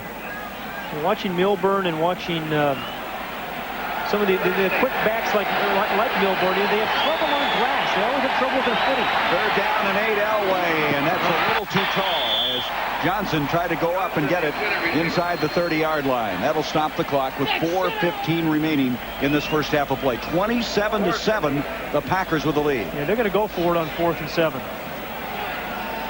Well, Elam has kicked field goals of more than 70 yards in practice. Now here again, he's had some experienced receivers, but you have to run the route 2 yards past the down markers. The Broncos are 0 for 2 on 4th down prior to this one. Being chased, he got away. A lot of time, and Elway trying to run for the first down. He fumbles it forward, and they're going to roll it. A penalty. He may have tried to throw the ball forward to get the first down, which is illegal. But Gary, I thought that ball was stayed in bounds and should have been a fumble recovery for Green Bay. He needed to get just to about the 30 to pick up the first down. He needed 8 yards on a 4th down. And they're going to discuss this one. Looked like maybe the Packard recovered it, but he was out of bounds when he did that. But let's look and see in a moment, and the discussion going on. We have an illegal forward pass beyond the line of scrimmage. It's a 5-yard penalty and loss of down. First down. Now they're calling an illegal forward pass rather than the trying to advance a fumble. Because if it's a fumble here, the Green Bay this ball stays in bounds. The Green Bay Packers should have had it recovered right there. Let's see. Did he stay in? Nope, he went out when he has forward progress. The impetus took him out. But a pass? You know, it looks like that old Dave Casper play. I know. Remember the old you can't advance it. play. That's right. Anyway, the Packers take over on downs. That was a 4th and 8. They didn't get it. And from the 38 now, Green Bay with the lead and the football. Favre, the play action. Completes it. Jackie Harris with the 66-yard touchdown catch earlier. Right now, Favre is in a rhythm. You can just see it. He's growing confidence-wise. And why shouldn't he? He's getting the protection. That's a 13-yard gain. And you know, it's the same matchup between Harris, the tight end, and Mecklenburg, number 77, right there in the middle of your screen. And it's a matchup the Packers like. And give Sherman Lewis, the offensive coordinator of the Packers, some credit because he's gone to it now twice. One for a touchdown, that time for the first down. Favre, 11 of 16, 139 yards. This time complete. Sterling Sharp, and he's instantly hit by Tyrone Braxton. Now they're saying he did not have the football. It's incomplete.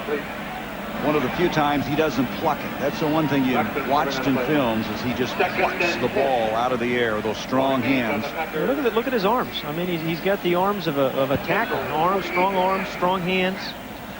He's wearing those scuba gloves. Yeah, isn't that interesting? We went down and talked to Bob Knoll, the trainer, and he was showing us those are scuba gloves rather than the soccer gloves that the regular ones. Yeah. Cold weather he uses them when it starts turning chilly in Green Bay. Second down 10. Favre over top. Harris again. He's got it. He's having a big night to the 12. First down, Green Bay. Gary, I love to see teams come back and repeat successful plays. You don't see it enough in the NFL, but the third time, Favre to Harris against Carl Mecklenburg. It's a matchup.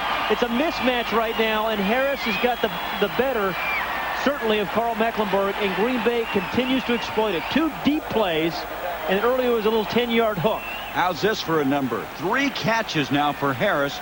117 yards, and of course the 66-yard strike for 6. Well, Harris is really, a wide receiver playing tight end. I mean, he's a big guy, he can get downfield. First down at the 12. John Stevens. Stevens will get to the 10. Atwater, one of those safeties coming up. We haven't called their name very much, Smith or Atwater. This time they'll stop him at the 10, a gain of 2. When you talk about the safeties of Denver, the thing that jumps out at you really, Pat, is the fact that they are so big. You have Smith at 6'3", 200. Atwater, they list him at 217 pounds. Yeah, and they can come up and hit you. But right now, those guys are going to have to come up and hit you, and Denver defense needs a turnover more than anything else right now, Gary. The 2-minute warning. We'll be back.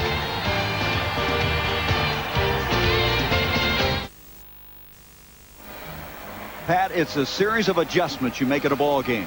Yeah, and that's what Charlie Waters, the defensive coordinator, is going to have to do. It's a mismatch between Mecklenburg and Jackie Harris, but I think what you have to do is make sure Jackie Harris doesn't get off the ball cleanly.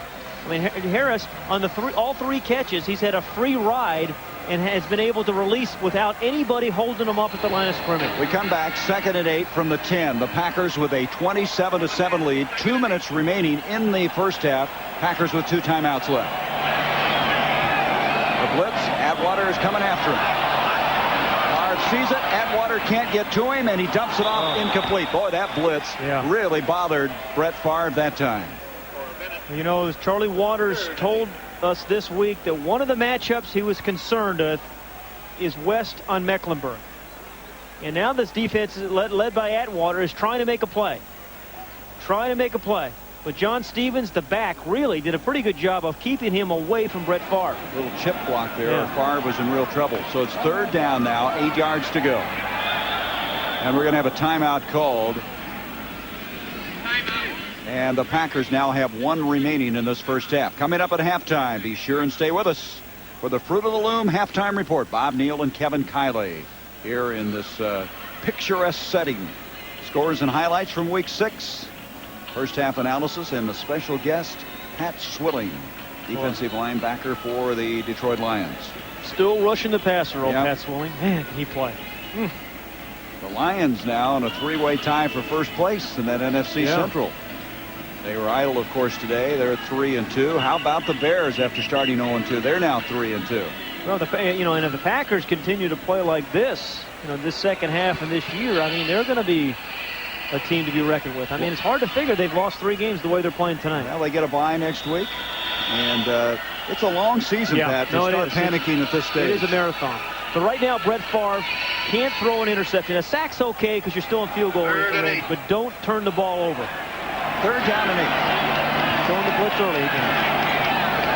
Well, they pulled it off this time.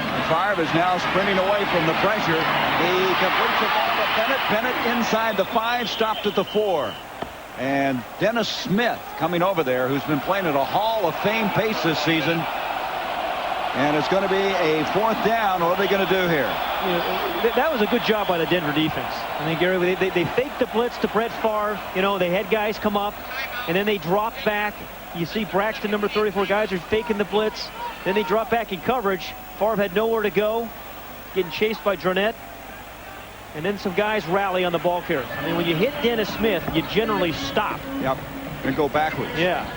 The Broncos used a timeout, so they have one remaining. So that'll give Holmgren a little more time to make a decision.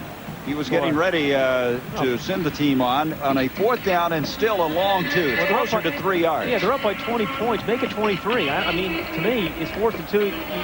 There's no doubt you kick the field goal. You go up by 23 points. Well, he heard you, because here comes Jackie onto the field. Mike Holmgren was driving up yesterday for a meeting in his Harley Davidson, and his wife Kathy said it's just a male thing he's going through right now. Says he's got a lot of new friends now. The other day he drove up and some guys wanted to sit on their motorcycle so they could say Mike Holmgren was on my hog. It's a whole new crowd. He'd be good with the Raiders there too, wouldn't he?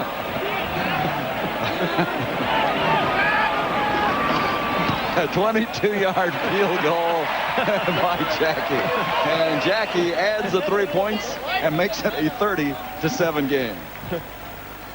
Well, if anybody just joined us or seen the score, they would say that's got to be reversed. Yeah. You know, Denver's leading 37. Don't tell me the Packers are leading 30-7.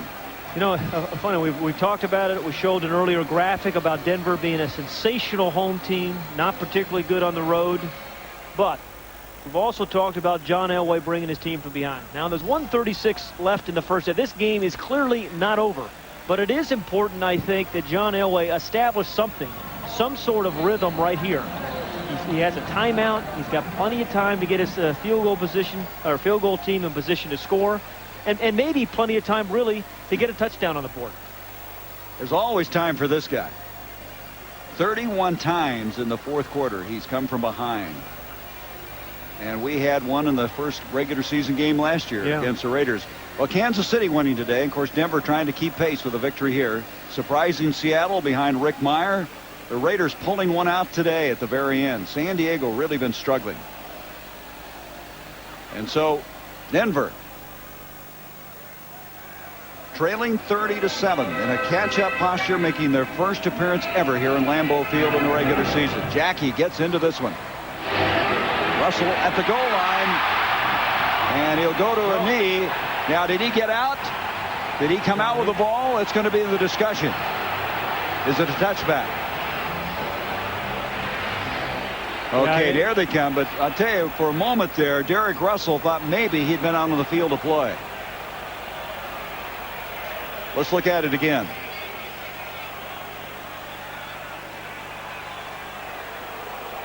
Yeah, his foot was on the goal line there. They're saying the impetus, too, brought the ball back. That's the rule. The impetus of the ball brought it back in the end zone, so it is a touchback. Well, he wasn't sure, though. He was looking around for help. From the 20-yard line, Elway with 1:34 left in the half, and he completes it to Shannon Sharp, and Sharp out to the 29 of the yard short of the first down. And here they go without the huddle. 2nd down, a yard to go. 1 timeout remaining for the Broncos.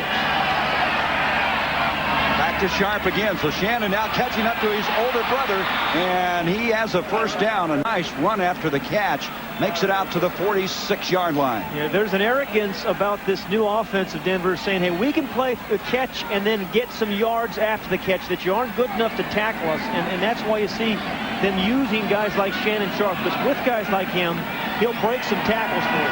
18-yard gain on the play. 1:13. This time Elway's going for all of it. The ball is down there, and Vance Johnson cannot catch up to it. Excellent effort at the 5-yard line, and Elway threw that ball a long ways. Vance Johnson, knew he had that burst right at the end, but the ball's just a yard too long. I mean, Vance Johnson is a fast receiver, but he still has a little bit of burst left when the ball's in the air. That ball was 50 to 55 yards in the air. Near side, Shannon Sharp again. There's a penalty flag, I believe. There is at the line of scrimmage as Sharp is tackled short of the first down. 1:01 left in the half. It's going to be holding against Denver. Okay, this offensive line of Denver has been very good. It's number 79, 10 yards, repeat 2nd down. Average is 6'6", 289 pounds. Well, with the addition of Gary Zimmerman and Brian Habib, Wydell, number 79, is the guy who gets the call. He got run over that time by David Grant, number 98. So it's going to bring up 2nd and 20. 1 minute left in the half. Screen to Milburn. They want to get him in the open field. George Teague, another rookie, was over there and read it well and stayed with him and knocks him out of bounds short of the 40-yard line. George Teague, they're saying this is his first start in the National Football League. He is #1 draft pick for Green Bay. They said if we needed a free safety that could make plays from sideline to sideline. Well, he did it there. He made a great special teams play earlier when he caused a fumble as well. 54 seconds left. Elway scrambling around on this play. Puts it up, and that's into the middle of 3 green shirts. And they should have had a pick there. Leroy Butler had the closest shot at it. That's one of those where there's too many guys going to the ball. You got it, I've got it, and nobody got it. There wasn't any Denver receivers around there, but it was the block, first of all, by Russell Freeman, number 68, on the right side on Reggie White. Gives him the chance. He steps up inside that block. Now, ordinarily, Denver, as soon as they see Elway scramble, somebody goes deep. Nobody went deep on that play. So on a 4th down, Ruin will punt. Brooks is waiting. He takes it to the 15-yard line, out to the 20, and it'll be tackled at the 22 with 34 seconds left in the half. 46-yard punt by Tom Ruin, an 8-yard return. And so the Packers with a 30-7 lead. Well, it has been a balanced Packer attack, too, Gary, in the sense that the offense has done their thing. Defense, I think, has played remarkably well. Special teams have had their big plays, a turnover, big kick return by Brooks. In all 3 phases. They had a team meeting Wednesday. What was it they said? They kind of recommitted everything. There wasn't a lot of screaming and yelling. It was just recommitment. Let's have a plan, and let's make it work. Well, football is about focus. And this Green Bay Packer team is focused tonight.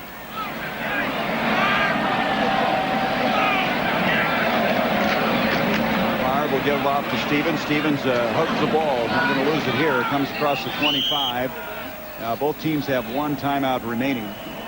You see the time remaining. It's been a stunner as this Packer faithful, long-suffering, has their beloved team with a 30-7 lead. And Mike Holmgren, who has never really ever panicked, who has been very stable and has had almost a serene approach to this very slow start, has to be pleased at the halfway point.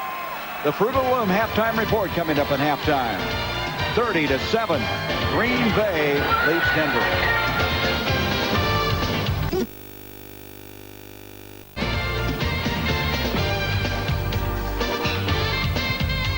The Fruit of the Loom halftime report is brought to you by Fruit of the Loom, clothes for the best of your life. Well, the Denver Broncos, until tonight, had never in the history of their franchise played the Packers here at Lambeau Field. Now they're not going to want to come back and do it again. They're trailing 30-7 at the half. Pat Swilling, Kevin Kiley now be back in a couple of minutes and talk about that first half. But right now, we're going to go to Ernie Johnson Jr. in Atlanta. And Ernie, that Miami-Cleveland game, quarterbacks are the story, but mainly we're concerned here about the situation with Dan Marino. What's the latest? I'll tell you, they have got their fingers crossed down Miami way tonight, folks, because Dan Marino did hurt his right Achilles tendon today. There will be an MRI performed tomorrow. The Dolphins will know much more about the future of Dan Marino at that time. It happened in the second quarter against Cleveland today. You saw him right there. He goes down. Don Shula just hoping. Dan has been so durable, you know, and we've just sort of depended on him, and then all of a sudden he's gone, and you got to be able to deal with it. Hopefully we'll get some good news tomorrow that he perhaps won't be out for the year. We don't know that yet. Marino headed to the sidelines. Scott Mitchell came on. His first pass was intercepted and returned for 6, but he rallied Miami in the Mitchell third. takes the snap. He's going to throw the ball in the end zone. It is caught for a touchdown by Tony Martin. Whoa! What a great play!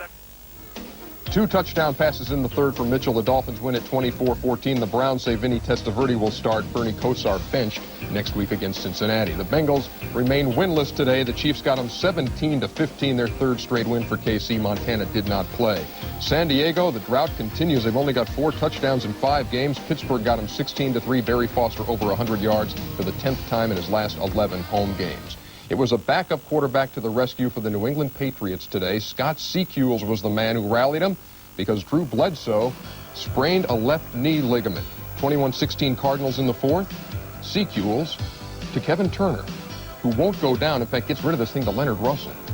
Questionable, but they say it was not a forward lateral.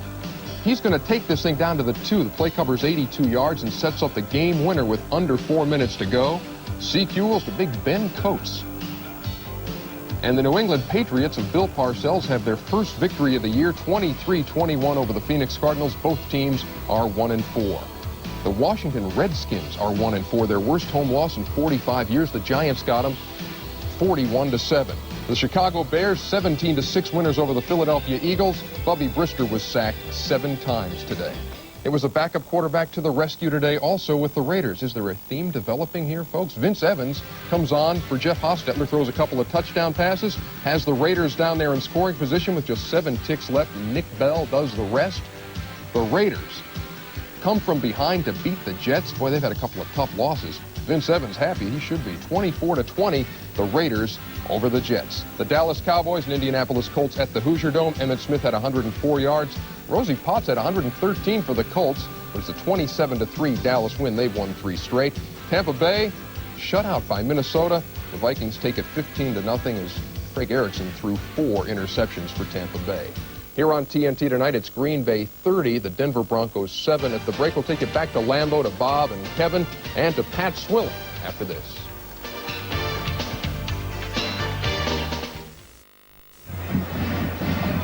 Well, at least for the first half, at least on this Sunday night, the Pack is back 30-7. The Packers lead the 3-1 Denver Broncos. And yes, they've scored 30 points, but Kevin Kiley, the main thing to look at is the defense. Even though that Denver has the improved offensive line, the Packers defense has played well. They played great. Pat Swilling and I have been sitting here during the first half discussing the importance of pass rushing and how do you deal with a guy like Reggie White. Now, Reggie doesn't have a whole lot of sacks in the first half, but he's made a heck of an impact on that Denver offense, no? He sure has, because it's taken 2 and 3 players to block him sometimes. And on one play, they had Milburn trying to help block on him, and that keeps Milburn from getting out into the pass route. But as you can see here, this is the play. Milburn can't get out, so that also takes away from their offense. So he's definitely made an impact during the game. And, of course, here John Elway was able to get away on this and complete the pass. He completed a bunch of them in the first half, 14 for 170 yards. But on this play, you'll see him double-team Reggie, and that's going to free up somebody else. It sure will. He get a good pass rush up the middle, and also Brock comes from the outside and one-on-one with his guy and beats his guy. But Reggie really makes the play happen because he makes the guy step up in the pocket, and Brock comes along and gets the sack. It also makes you wonder about just how effective this Packer defense could be if and when Tony Bennett gets back. Now, one of the things we talked about in the pregame show, Pat, you and I, was the fact that you've noticed a trend change in stripping the ball. Obviously, it's an old football technique, but more emphasis on it this year. You said you've had it, and we saw it some in this game here tonight. Well, I learned it from Ricky Jackson down in New Orleans. He always talked about stripping the ball away. As you can see in this game here, this guy comes, he's running the ball, Milburn right here, and the guy comes right in. He has an opportunity to tackle the guy, but instead of just tackling him, he tried to strip the ball out, and they're able to get it out, and the ball's going the other way, and the Packers have the ball. And this is really a great play. It is. That's George Teague, the rookie, making his first start. How do you do it? How do you teach it? I mean, do you teach him not to tackle, to half tackle? Well, you teach him to wrap up with one arm, but also try to get the ball out. And there's a lot of opportunities when you can and can't do it. And you have to teach your players when to gamble and try to get the ball out and when not to. And I think that's taught during practice, and we're doing it in Detroit, and I think a lot of teams around the league is doing it. Yeah, now if you're on Denver's side of the ball here, you get the 30 points have been given up to the Green Bay Packers. What's your view about Denver Broncos coming into the second half of this game? Well, I think Elway's going to have to throw the ball and throw some deep balls to get him back into the ball game. His receivers, Vance Johnson, those guys are guys who can get deep and catch the ball, but I think John will have to try to get him back in with the deep ball. Okay, Pat Swilling, we'll look forward to your comments when we have our post-game stadium show. Kevin Kiley, hope you'll enjoy the second half. The Green Bay Packers stunning the Broncos in the first half with a lead of 30-7. Outstanding special teams play, and the defense has risen tall here tonight at Lambeau Field. Hope you all enjoy the second half. We'll see you right after the ball game.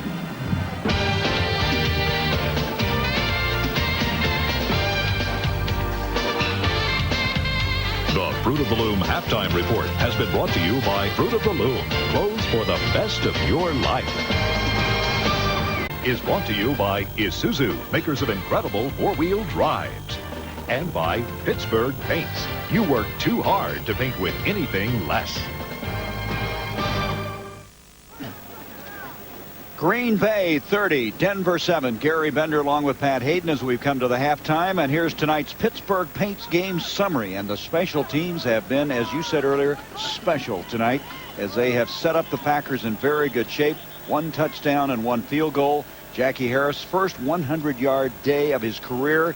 They scored in the first 6 possessions. I want to watch Jackie Harris show you how spectacular he was. 117 yards and 3 catches. But before we do that, let's watch the special teams on the kickoff. Yeah, this was Robert Brooks. And, you know, we've said a couple times before, Gary, the good teams can beat you with special teams. They can beat you with offense and defense.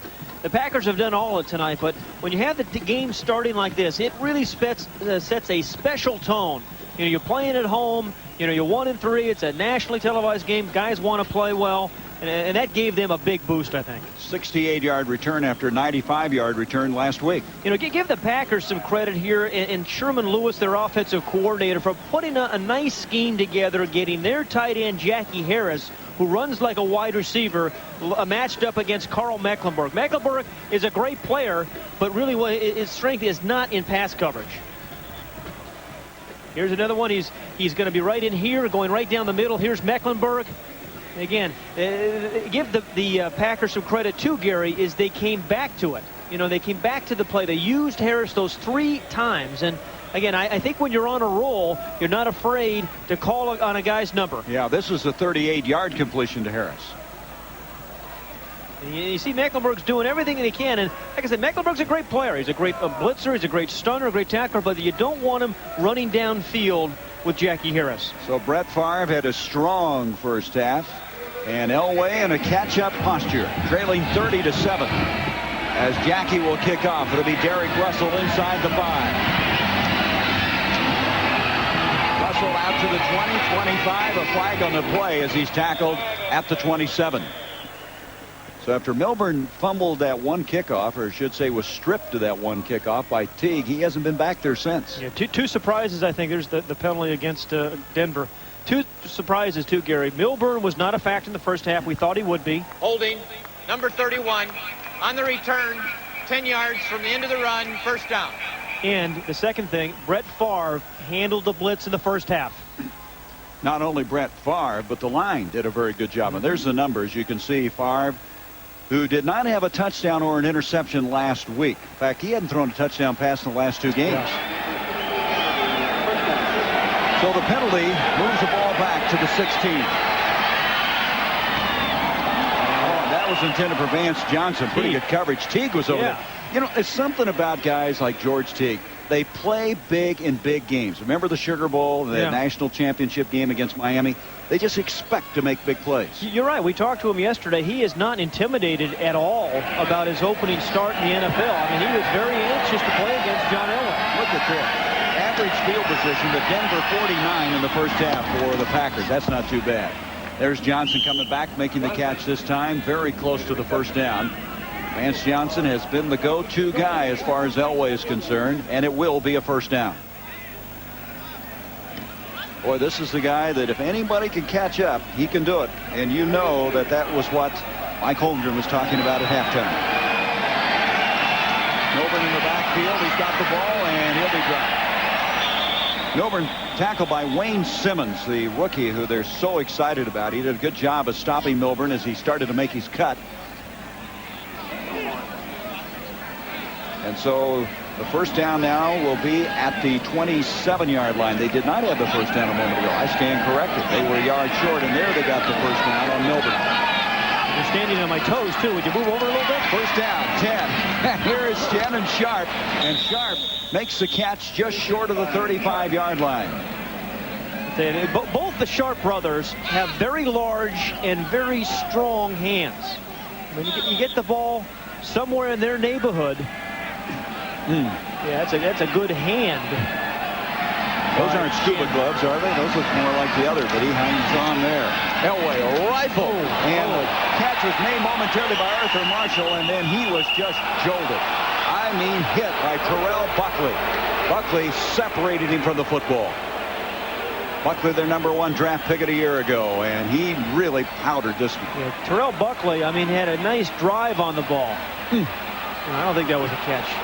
They're claiming it was a catch and a fumble, at least the Packers are. But no, Terrell Buckley read the play perfectly, saw the slant. Now, Elway throws it with such velocity, you're not going to be able to knock it away. The best thing you can do is knock the receiver down. Well, they called it a catch.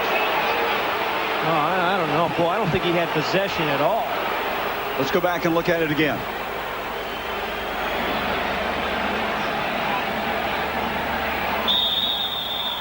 Oh, yeah, you got kicked in the face there. And I guess they're saying down by contact. Elway back, taking off. Simmons is after him, and he goes down and picks up on the play 7 yards, just short of the 45-yard line. Well, you can't waste any series when you're down 30-7. Generally, you're going to get 6 to 7 series and a half. And you're down 30-7, you've got to score on virtually every one of your series. And they're in that hurry-up posture again, which works so effectively. Now a little confusion. Derek Russell be split with Johnson to the top of the field. 4 wideouts. Elway a lot of time and makes the connection to Shannon Sharp again. Sharp will be stopped short of the 45. Reggie White with a great effort. Let's look at it. You know, he's an athletic guy. Reggie White, 295 pounds. I mean, he could still jump over some people. I mean, it makes him. We talked about him lifting the play of the team. If you're a defensive back, maybe you get a few more interceptions. You know, if you're a linebacker, you have more freedom. If you're a defensive lineman, you get single blocked when Reggie White's in the team. Third down and a long 2. Elway looking to Derek Russell, has to get rid of it. He is hit hard, and the ball is up and deflected. Incomplete. The intended receiver was Johnson, and Mike Pryor was over there defending, but we have a flag back where Elway was hit at the 45-yard line. Personal foul with a blow to the face, number 36, 15 yards, first down. That's Leroy Butler, the strong safety. Well, that's 2 personal fouls that have kept drives alive for him. Yeah, that's a good call. Yeah, right, it really is. Right to the face. It's a pretty good play here by Pryor. Adding it away, but of course the penalty now will set it up. First down, just short of the Packer 30. And the Packer faithful game are a little uneasy right now as they see Elway starting the second half in this fashion. You know, the opening drive is going to set it up. We said he'll have, 6 to 7 opportunities. Flags everywhere as Milburn carries onto the leg. Flags on the play. And he gets shoved backwards. He got to the 26-yard line before he was nailed there. They really haven't been able to get Glenn Milburn out in the open spaces. You know, they want to match up with Milburn and a linebacker. They haven't been able to manufacture that matchup yet, Gary. They thought they could, and they thought they'd have a big advantage. But so far, Green Bay has done a great job Illegal of motion. stopping number Milburn. 86 offense, 5 yards, repeat first down. That's Arthur Marshall making that miscue. He may be still a little bit shaken after that hit he took a while ago from Terrell Buckley. So the penalty moves it back 1st and 15, just outside the 35 of Green Bay. 30-7, the Packers with the lead. 4 wideouts. Being flushed out, got rid of it, Shannon Sharp, and Sharp was tackled. Flag on the play. And another flag on the play. Elway that time had to get rid of it because Bryce Popp was after him.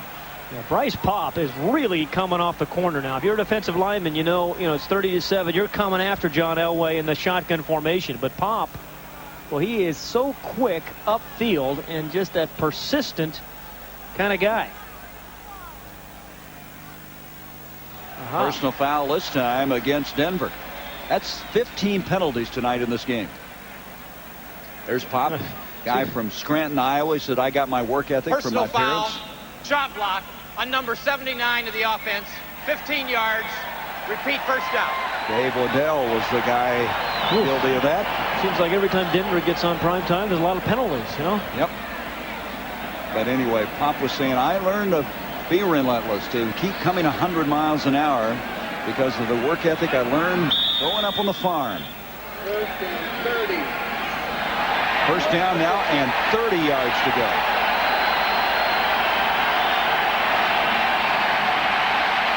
And trying to set up a screen to Milburn, but he was knocked down.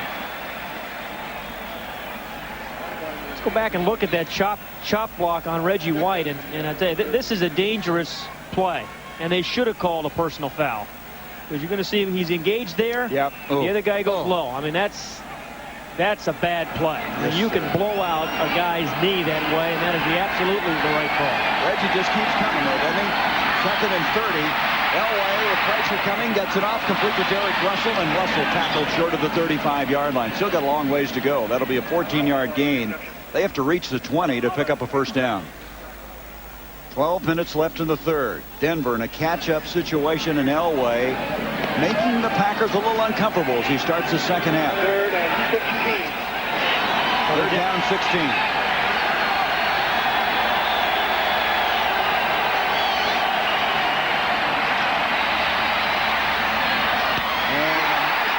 Buckley. You see the athleticism on that one. Terrell Buckley went up above Arthur Marshall. You talk about a vertical leap. He got up and made the play. A beautiful play by Buckley. You know, Gary, you have to be very confident to play corner in the NFL. And Buckley is. He's clearly very, very confident. You can talk to him. You can just sense that from him. But when you can make plays like that, I mean, that's the reason you are confident. Because you have the ability to knock it away at the last moment like that. Well, on a 4th down and 16, Elway has them lined up again.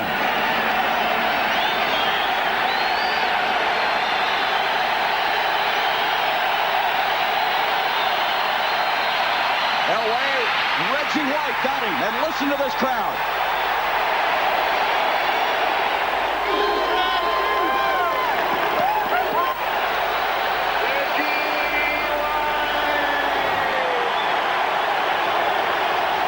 And so the man, the most sought-after free agent in the history of the National Football League, has impacted this game. A sack.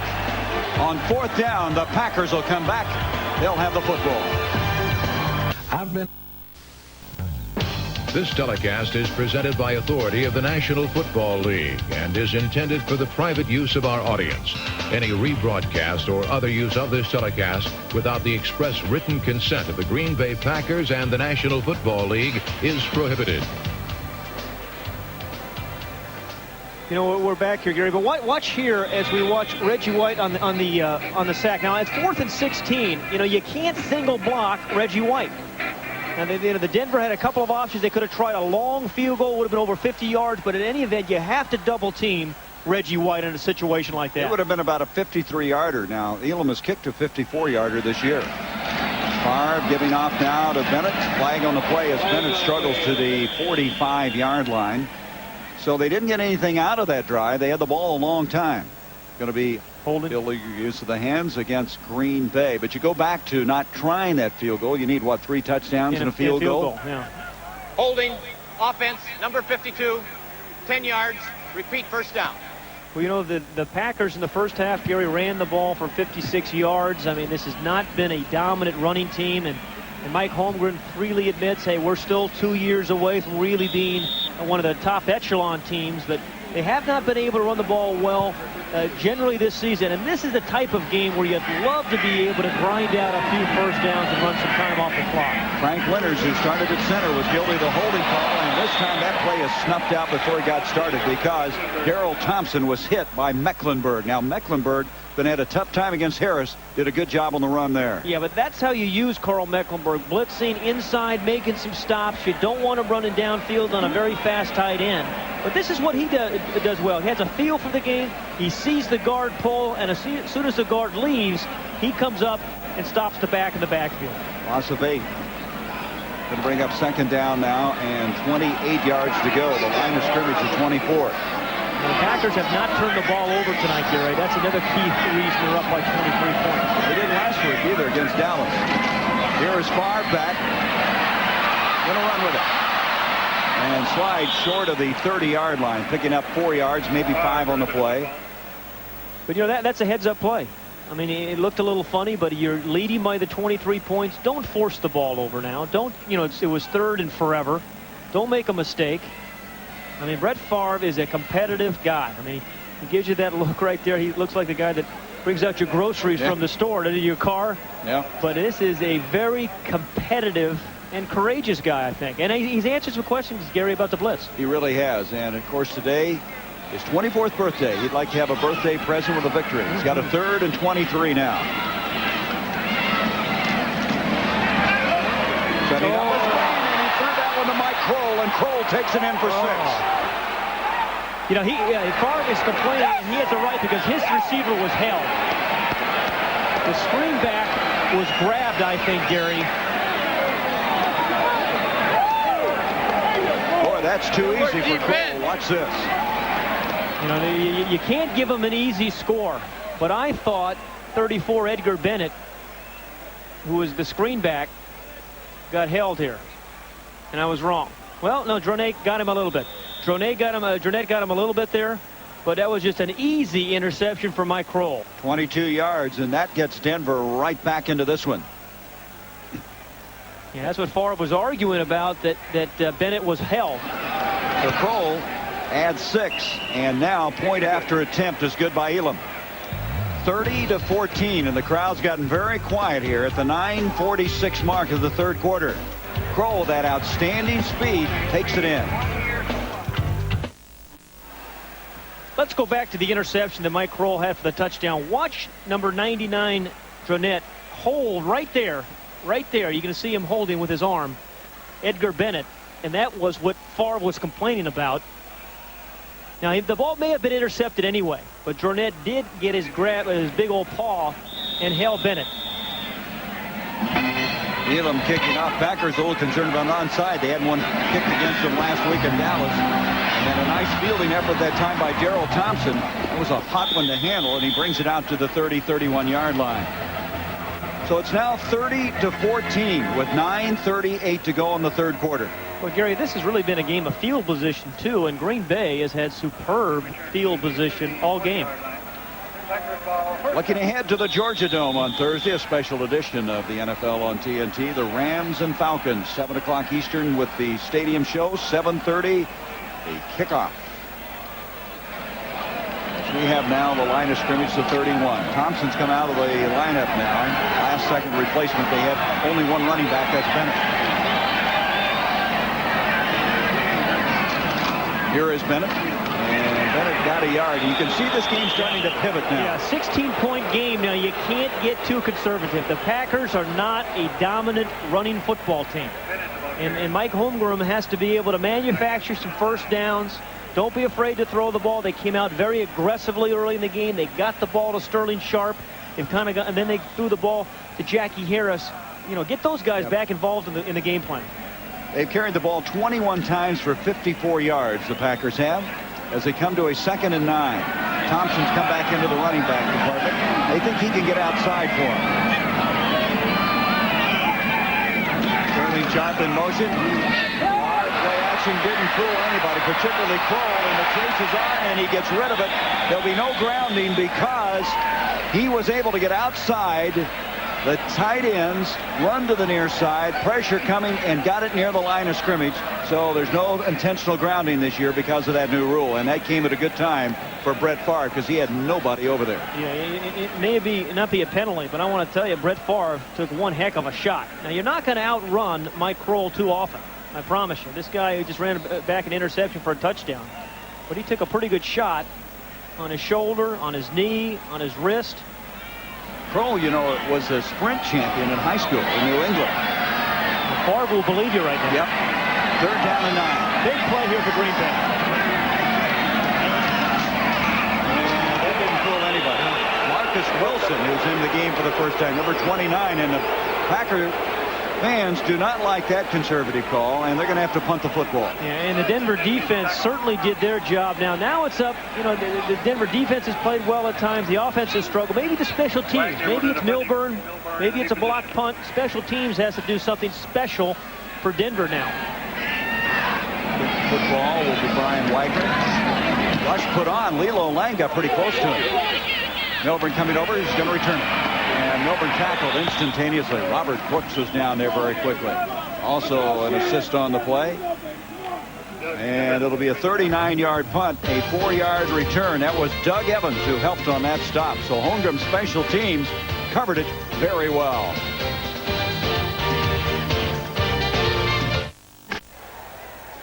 As I mentioned a while ago, you see this game starting to turn, that momentum starting to switch in favor of Denver. Well, you know, Green Bay has not gotten a pass to Sterling Sharp since the first quarter.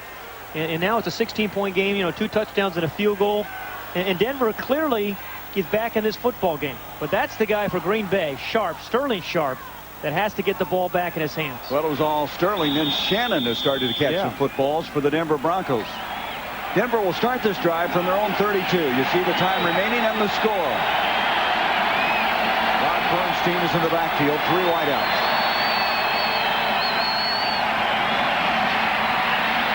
Over the middle, complete to Derek Russell, and Russell's able to carry that ball far enough for the first down. His forward progress is going to be marked at the 43. No huddle there, coming at him in a hurry. A 12-yard pickup on the play. Nope, here they go in the huddle. Oh, they faked you out again. Yep, started. Oh, they fake the no huddle, then huddle up. Now they've got Kimbrough in the ball game again, number 80, and the Packers have to watch him. He's their fastest wideout. He's put to the top of the field. Quickly released Bernstein. He's dropped a couple. He had one high, this one a little low, and couldn't hang on. Say though, up until this game, John Elway was really in rhythm, throwing for a 67% completion average. You know, the receivers didn't have to adjust much, but tonight he's throwing the ball a little bit in front of guys, a little bit behind, high and low. The receivers are having to adjust more for the ball tonight than they have in their previous 4 games. He's at 56% right now. Second down and 10. This time Bernstein hangs on, breaks a tackle, breaks another one, and he got a first down. That's a very resourceful run by Bernstein. Ends up being a 13-yard gain. This guy coming over from San Diego has had some big days. His biggest problem is just staying healthy. Yeah, but you're right. But he is a big target. I mean, this guy is 6'3", comes out of the backfield, and you think a little guy out of the backfield will just dump him the ball, he'll get tackled. But this is what Denver has done. They throw it for 5, and they pick up 15. When they've been successful this year, that's what they've done. First down at the 43. Elway being flushed out. Matt Brock fell down trying to give chase, and they gave Elway a little more time, then he just throws it away. I'd say I'm really surprised about the Denver receivers have not done much for John Elway on scrambles. I mean, very few guys are working back to him. Ordinarily, one guy goes deep. I haven't seen anybody go deep in the Denver offense on the scramble, but he's not getting any help when he's out there in the scramble. Second and 10. There he is, Mike Holmgren, showing his soccer skills. Second down and 10 from the 42. They get the 43.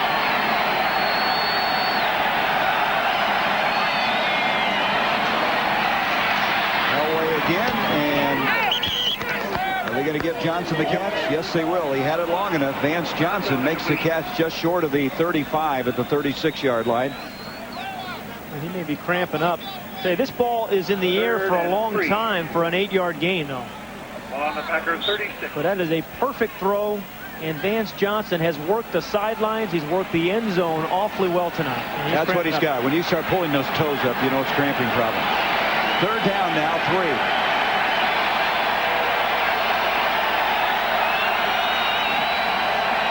The late handoff to Bernstein. Bernstein's got the first down. He is 6'3", weighs close to 240 pounds. First down run to the 30. Gary, you're right. The momentum of this game has clearly changed. It's a 16-point game, so they're thinking about the 2 touchdowns and the field goal for Denver. And that's a guy they need back, Vance Johnson, because he has had a brilliant night receiving the ball. He's caught a touchdown. Has worked the outside routes very, very well.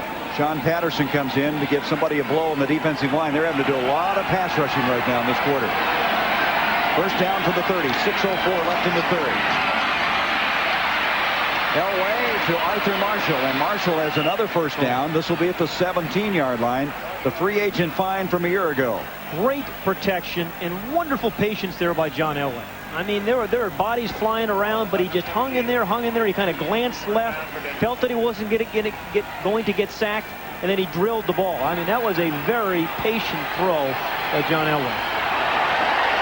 First down. 258 yards passing right now for Elway. On the far side, Kimbrough, and it's broken up. And that's a fine play by Muhammad Oliver. Kimbrough looked like he was going to make the catch, and Oliver, the guy who has been thrown into the battle zone, as the coaches were saying, his first action was equal to the task. Yeah, number 25 there is Oliver, and Ray Rhodes, the defensive coordinator for Green Bay, said, hey, you know, we're not sure how well he's going to play, but he has played very well this evening. It was one of the keys to the game, according to Ray Rhodes. He was high jump 7'1" when he was in the decathlon. 2nd and 10. Milburn in the open field. There's that little nifty move that we've seen so often in tape this week, and he takes it to the 15-yard line. Dave, what's happening, Pat, is the defense of the Packers have to run a lot and really being stretched. Well, you're right, and they're rushing the passer a lot. The Denver Broncos have only rushed. They have only rushed 10 times. But this is what they want to do with Milburn. They want him out there on the periphery of the defense, where he can make some guys look foolish. Simmons, Oliver make the stop. 3rd down, 7. Elway, a rifle. He comes that one complete to Shannon Sharpe, and that ball was thrown on a line. I mean, it got there in a hurry. A 12-yard gain, 1st and goal. The thing about that particular throw, that's an important throw. 3rd and 7. Shannon Sharpe, first of all, ran the right distance. And then he came open at the right time, Gary. A lot of receivers on 3rd downs come open either too early or too late, but it was a perfectly timed route by Shannon Sharpe when Elway was ready to deliver the ball. So the other Sharpe now is getting all the activity. We get a ball game here now. Yep. 1st and goal at the 3.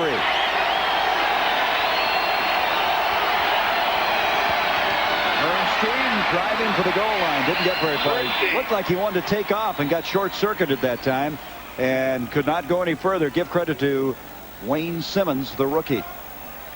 It'll bring up 2nd and goal there. Remember, again, it's 16-point game. Denver needs 2 touchdowns and a field goal. The defense has to shut out Green Bay the rest of the way. But right now with this drive, Denver is thinking we want to cap this thing off with a touchdown. Not settling for the field goal here, even though they're going to need one goal. Ricky Gilbert-Brown is coming to the goal line defense. 2nd and goal from the 2. Bernstein again diving, lunging, and touchdown, Denver. That was a heck of a lunge by Bernstein. That wasn't blocked for a touchdown. He stretched it for a touchdown.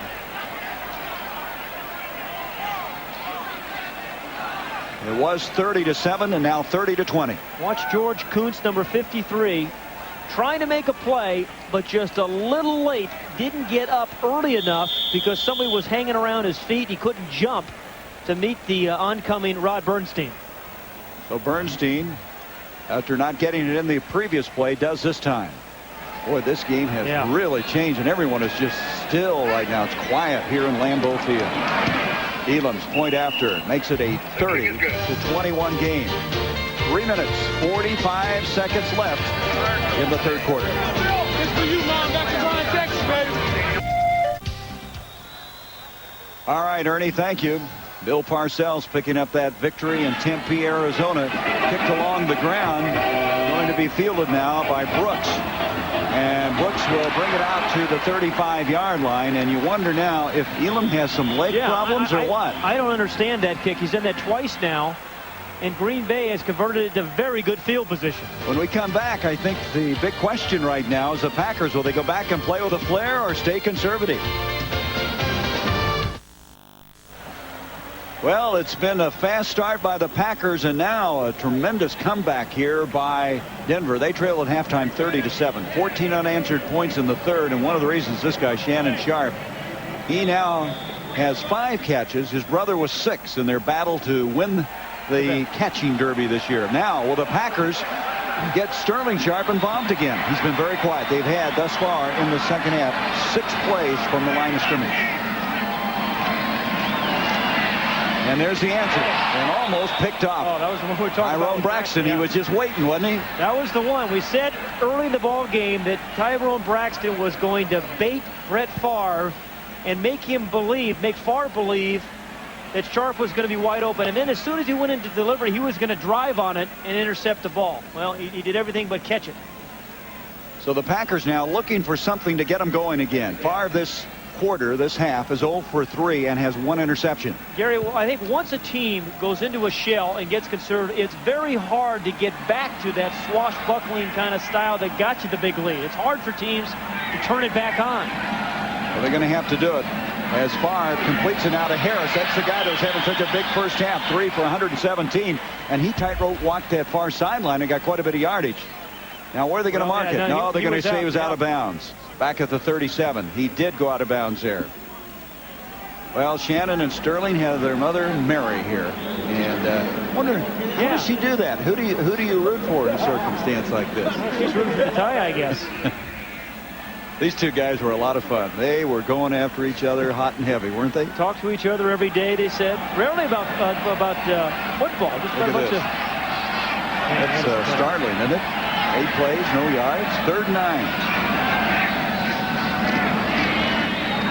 Now there's some yards. Sterling Sharp trying to break tackles. That's what he does so well. He's so strong, but they stop him short. It'll bring up a 4th down. Yeah, this game is completely changed. Denver's defense has done their job again. And now we have a 9-point game and a very confident Denver offense, which, except for a fake punt, is going to get the ball here in a moment. Wagner to punt to Milburn. Remember now, Kansas City winning today. Denver needs to win to keep pace to stay in a tie for first in the AFC West. Beautiful punt. Let's see if it stays in. Not too much. And that'll be a touchback, bringing it out to the 20. That ends up being a 56-yarder, but they lose 20 on the net. So for Pat Hayden, I'm Gary Bender. We have 2 minutes, 21 seconds left in the 3rd quarter. It's been a game of halves. As the Packers jumped out on top, they had a 17-0 lead after 1 quarter, 30-7 at half, and now have a 9-point lead, 30-21. The momentum has switched, and John Elway, who's so good at catch-up football, now will start this drive from the 20-yard line before the sellout crowd in historic Lambeau Field.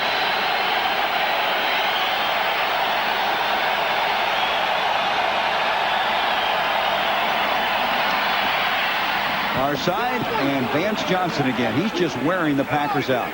11-yard play. Yeah, you know, Vance Johnson, you have to feel that he's just trying to set some guys up. Now, the Packers are playing a zone defense, so it's hard to beat him deep. But Vance Johnson has run that little square out a good 4 times tonight for receptions. You know, in the first quarter, Pat, the Packers had the ball, 12 minutes and 50 seconds. Their defense has been on the entire 3rd quarter. And they're rushing the passer an awful lot. Denver has not run the ball much. First down. Elway to Bernstein. Bernstein, guy they're hitting up the seam now as Johnny Holland made the stop there. Boy, this is methodical and very effective right now by Denver. Well, this new high percentage passes that they're throwing. And Shannon Sharp here can not only catch the ball, but he'll clear out a little bit of a zone there for Bernstein behind him. So, you know, if you take away Shannon Sharp, there's big old Rod Bernstein behind you to catch the ball. Minute 36 left in this quarter. A long quarter for the Packers. Looks like they may be blitzing. They pull the safeties up. Here they come. And they got it pulled off. Reggie White is there. They blocked the blitz, but they didn't block number 92. Well, you better block number 92, or some things like that are going to happen. Now, Reggie White doesn't have to make a bunch of sacks to have an impact on a game. I mean, if you double him, somebody else is going to make a sack. Here they have a blitz. He comes clean because the offensive lineman picked up the blitzman. And Reggie White gets a help from his teammate, but he's had a nice evening tonight. 3rd down now, and 6 yards to go. The loss back inside the 35. Elway with White coming after him, up and deep, and popped by Vance Johnson. He looked like he bobbled the ball for a stride, but great concentration. He latches onto it. 49-yard completion. Gary, what were we just talking about? We're talking about Vance Johnson running those little out routes. First, Reggie White puts a little pressure on the hit on John Elway. But this is a game of setup. Vance Johnson makes a wonderful catch here, but that was set up, Gary, by those 4 little out routes he had run, and then he blows right by Oliver to make the catch. How's this for some numbers? 9 catches, 139 yards for Vance. Over 300 yards passing for Elway's 21st of his career, and Milburn will be struck for a loss. And that's going to be Matt Brock, the big, strong man who started the last 3 years at left defensive end and moved over to the other side when they acquired Reggie White. You know, John Elway now has, 5 straight games where, 5 straight games where he's had over 20 completions. It's the first time he's ever done that. 340 yards. His 21st career 300-yard game, and he's not done yet. We still have a quarter to go.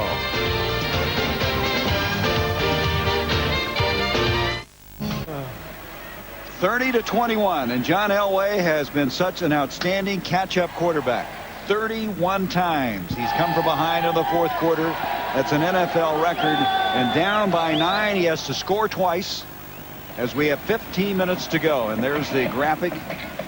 And he didn't win all of them. He tied one. Yeah, but if you're a Green Bay fan, flip it over. I mean, Green Bay has got to come out of the shell and get something production going in the passing game. So we come back, 2nd and 13.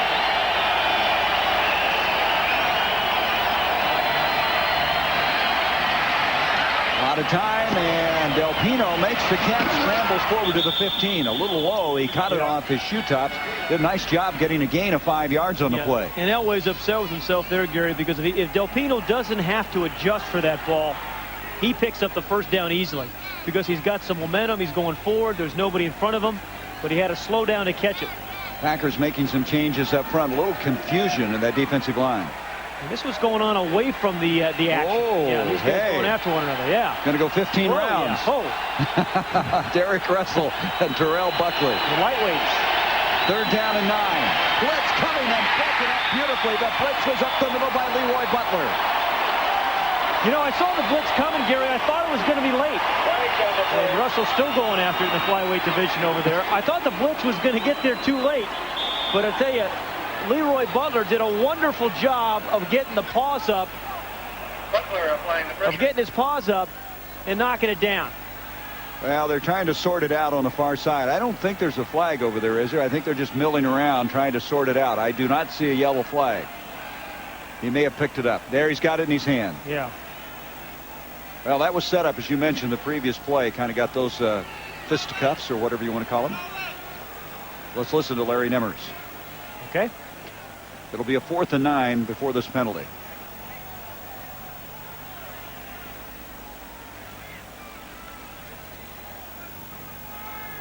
We have a personal foul for unnecessary roughness, number 85. After the pass was incomplete, we're going to go 15 yards from the previous spot. Wow. And still 4th down. The down that count. really changes your field goal, huh? It sure does. Well, Derek Russell had started that the previous play. Wow, let's go back to the previous play before the penalty and watch the inside blitz by number 36. Now, Butler is the strong safety. He's not a linebacker. Got kind of a late start, but timed it jump perfectly and saved the play. And then it was down the field, the personal foul on Derek Russell. This will be a 47-yard attempt by Jason Elam. Now, he's hit one from 54. And Russell is getting an earful from Wade Phillips. Got enough distance. He got it. So they needed 2 scores, and they got one of them. And they continue to climb closer, trailing 30-7.5. And now this team from the Mile High Stadium has cut it to 6 points. Well, can John Elway do it again? As you know, he has 20-something come from behind wins in the fourth quarter for the Denver Broncos, and he's got a chance here to do it again. By the way, after the ball game, Pat Swilling of the Detroit Lions and Kevin Colley and I will be here on the Stadium Show. We'll be talking to the stars of the game, probably John Elway, among others. So we hope you'll join us right after this one for the Stadium Show. Back to you, fellas. Okay, Bob, thank you very much. As Elam now, after that 47-yard field goal, gets into this one. It's going to be taken by Darrell Thompson. And Thompson, who had a return of 42 yards last week against Dallas on a kickoff, brings it out to the 22. So now, Brett Favre somehow has to get this offense going again. It's been totally dormant in the second half. And think about it, though, when they've been successful, what have they done? They've thrown the ball to Sterling Sharp to start a drive. And then when Denver has responded, then they've gotten the ball to Jackie Harris. So if you're trying to, get something going, you maybe start with those 2 receivers. They come out this time with 2 backs in the backfield, Thompson and Bennett. Sharp will come in motion. Favre to Sterling Sharp, and that's the way to begin, as that will be a catch out to the 23-yard line. And maybe that'll get him started now as he picks up 5 on the play. Yeah, right now Green Bay is looking for anything to get some momentum back. That starts it. Just think about a first down, right? Now think about the next play. Get the 5 yards you need for the first down, and then you maybe have something to build on. Second down. Let's make it officially 4 yards to go.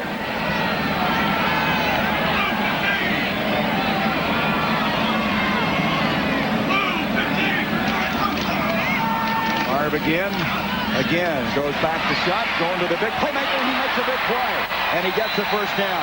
He is so good running with the ball after the catch.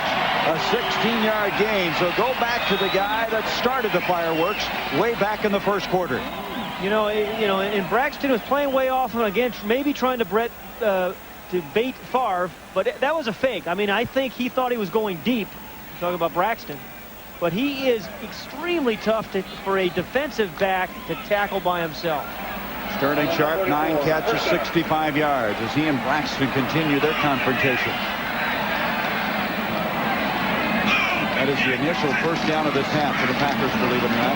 And there's a handoff. Good effort by Bennett. Bouncing off the people, staying on his feet, and getting to the 49-yard line. That's 5 hard-earned yards. I think you heard the hit, and I believe it was Steve Atwater, which is no great surprise. When Atwater and Smith, those safeties for Denver hit you, you're going to feel it. I mean, this is still, the Denver Broncos are still a defense dominated by safeties. They're free and strong safeties, and they try to funnel everything inside to those two guys. Clayton comes split to the near side, Sharp to the top of the field. Flag on the play. Favre slipping and sliding as he comes running out of there to the 40, to the 35. He's on his way to the 20, 15, and is tackled. Now, how was that for a run? 39 yards by Brett Favre. But let's find out if it's going to hold because of the flag that was thrown early. He looks like a guy who loves, loves to play the game, doesn't he? He had a little move, open, a little shake and bake over there, wasn't there? Oh, they're bringing it back. Yeah. 39-yard run for naught. I like the flair of Brett Favre, though. Illegal formation. Number 68 was lined up in the backfield. 5 yards. Repeat second down. That is Joe Sims. Here's the, he plays every play like it's for the high school championship. Here it is. Whoa, that doesn't fake too many guys out. Especially Atwater. No. Atwater said, just get out. Boy, that kills you. You got a guy lined up wrong. Joe Sims, who's starting, he's been hurt. He got hurt in the preseason, so Tootie Robbins had been the starter at that tackle. Then Robbins is hurt, so Sims is back in, and that is a costly penalty. 39-yard gain is wiped off the board. Instead, they're now back inside their own 45 on a second down and 10 yards to go. Now, Green Bay has been a good screen team this year, but not tonight. They haven't really thrown many screens. Thompson comes in motion. Fired. Oh, and that's going to be picked up by Dronette. Shane Dronette with a big interception. They always talk about him getting his hands up, deflecting the ball. He seems to have an instinctive way of doing it. Well, he got more than deflection. He got an interception. Yeah, Dronette in his second year has made a couple of big plays. Remember on the interception to Kroll? He read it and he held on Edgar Bennett. This time, he makes the interception all to himself. He was on a little stun, actually. He saw the quick pass going to Bennett, and he makes a nice move for a 275-pound guy, and he gives you his little Brett Favre move. Yeah, Favre almost leg whipped him down there. Second-round draft pick out of Texas a year ago. Hard to get that, back once you go conservative on offense, Gary. Number 37, first down, play action, pressure coming. And that's going to be broken up. The intended receivers, Derek Russell, and give Leroy Bennett a real pat on the back there. He had a collision and was right with Russell on the play all the way. Yeah, well, Ray Rhodes was saying about Butler is that when we put our defensive game plan together, we're always looking for a way to get him involved. 65 in the left part of the screen is Zimmerman, who blocks Brock, trips Brock. That allows Elway to step up. But a wonderful play there by Leroy Butler, the strong safety. As Ray Rhodes said, he's Pro Bowl caliber, he thinks. Leroy Butler, second down 10. They're coming again on the blitz. Elway taking his time with it. He's going to run with it to the far side. Gets it off to Shannon Sharp, and Sharp will be stopped inside the 30, about a yard short of the first down.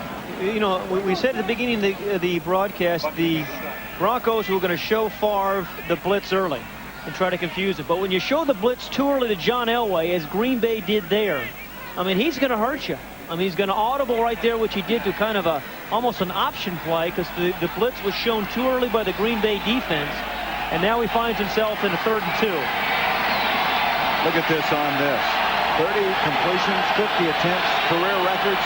I'll tell you, he just continues. He has tied the records already with 11:03 left in the game. Here is Milburn. And Milburn hit. He was belted that time by Terrell Buckley. And that may have stopped the first down run. It did. It's going to bring up a 4th down. He stopped him, I believe he did, short of the first down. Gary, I'm not sure you run Glenn Milburn on a critical 3rd and 2. You know, he's a very effective guy, but at 177 pounds, he's not a good inside tackle-to-tackle runner. I mean, his strength is out in the open field, not on the short yardage runs. Here we go on 4th down. They're 0 for 2 tonight and 0 for 4 in the season on 4th downs.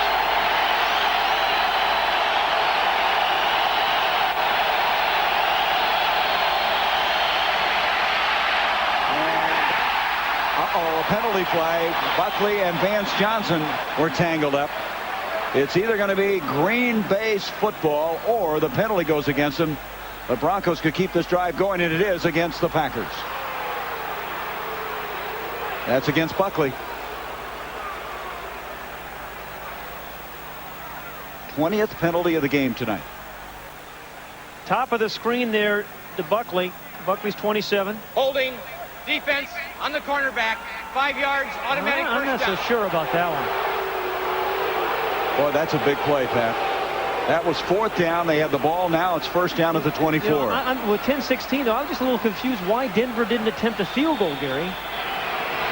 They're down 30 to 24. 10-16 left in the game. Elway, completion to Vance Johnson. And Johnson is very close to the first down inside the 15-yard line. Well, he's in double figures catch-wise tonight. This game was turned around by the interception in the second half by Mike Kroll, who ran it in for a touchdown. A second interception right now that was made just a moment ago by Shane Dronette may give Denver the chance to go on top here for the first time. Well, as the defense was much maligned, it was 28th in the NFL coming in here against passing. But it's done the job, and we're going to measure it and see if they got the first down. You know, the other thing, too, give Charlie Waters some credit talking about Denver's defense. And you notice this second half, they've gotten away from Carl Mecklenburg on Jackie Harris. Those are the big plays that hurt him in the first half, but they have made the adjustments. He's not hurt him big time in the second half. Well, they're short of the first down. 2nd down, less than a yard to go. Down by 6 is Denver.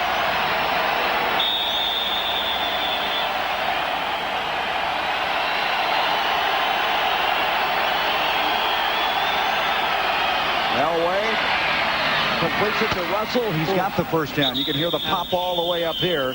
Forward progress to the 10-yard line. It'll be 1st and goal. Muhammad Oliver is over there again, and Russell is shaken up on the play. I don't blame him. I mean, you could hear the pop up here. This is what the coaches were saying about Derek Russell. He is so tough. He goes after people, and they feel they're going to hear a lot about him in the years ahead, that he will be one of the quality players in the NFL. Well, you know, every team, every offensive team needs guys who can take short passes and go the distance, and he's got that kind of speed. And I think he was just cramping up, it looked like, again, but he took a thunderous hit.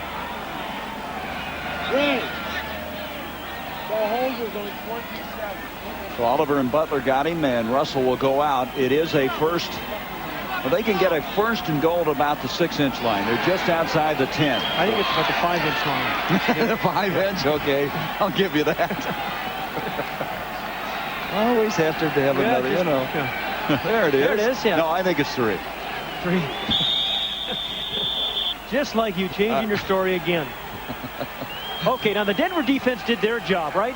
Now it's time for Green Bay's defense. They're still leading by 6 points. Play like a leader right now. Force that turnover, fumble, interception.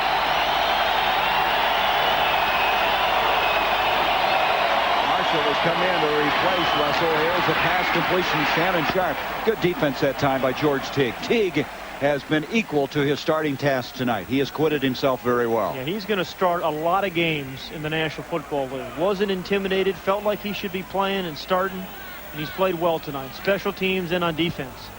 From the national champions, the Crimson Tide of Alabama, they gained very little, maybe a half yard on the play. Second down.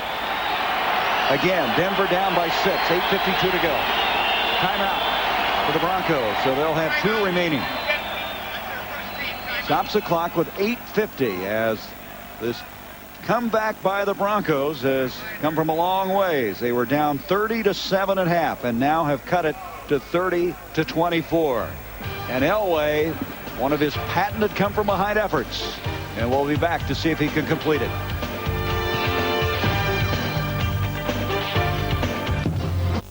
Thursday night, the NFL on TNT. A special aerial event of brutal consequences. 2 teams air out their differences. Reds, Falcons, special night. Thursday, 7:30 Eastern on TNT. We come back after the timeout for the Broncos. They have second down, virtually 10 yards to go. The blitz is coming. Elway gets rid of it. And it's incomplete. Teague and Marshall hand fighting on the near side. There's no flag. It'll bring up a third down. You know, I think Elway may have rushed himself there. You felt the blitz, but he got very good protection. He had a chance to hang on and wait maybe for his receiver to break open right at the last moment. But yeah, just some miscommunication. Now watch the blitz. You're going to see some guys come in. Everybody knows it's coming, and they pick it up. Milburn picks up his guy. Mike Pryor came through. Third down. 9 yards to go.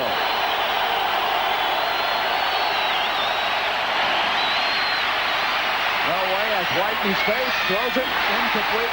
Too tall. Intended for Derek Russell, who had come back into the ball game after suffering a muscle cramp.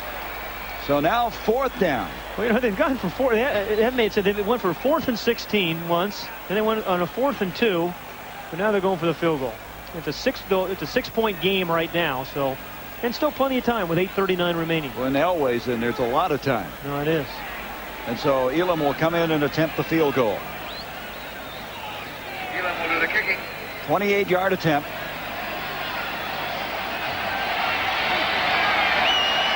Tommy Maddox, the backup quarterback, the holder, and the kick by Elam is up. There's a flag on the play. The kick is good, but let's see if it stays.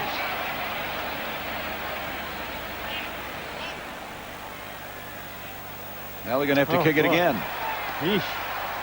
10-yard penalty, and so that will make it a 38-yard attempt. Offense, number 94, holding, 10 yards, repeat 4th down. That was Jeff Robinson. He's a rookie out of Idaho. There he is. He's the guy that does the snapping and also plays defensive end. That's 12 penalties against the Broncos for 107 yards. How do you keep track of all this stuff? Oh, I tell you. Incredible. Roger Riley, our statistician, is razor sharp. 36-yard attempt, what this is going to be. The kick is up this time, and Elam is able to get it again. And no flag, and we have a 3-point game. 8:31 left in the 4th quarter. And the Broncos continue to inch a lot closer. You know, there's one thing that most sporting events have in common. When you see this R, the player's wearing a Russell Athletic NFL Pro Line jersey. I won. Hey, Joe. Russell Athletic is also the official uniform supplier of Major League Baseball. They even outfit most major college and high school teams. In fact, Russell Athletic even makes great sweats and tees for the rest of us. Unfortunately, not everybody's gotten to work. Russell Athletic. It's everything we make that makes our sweats and tees so great.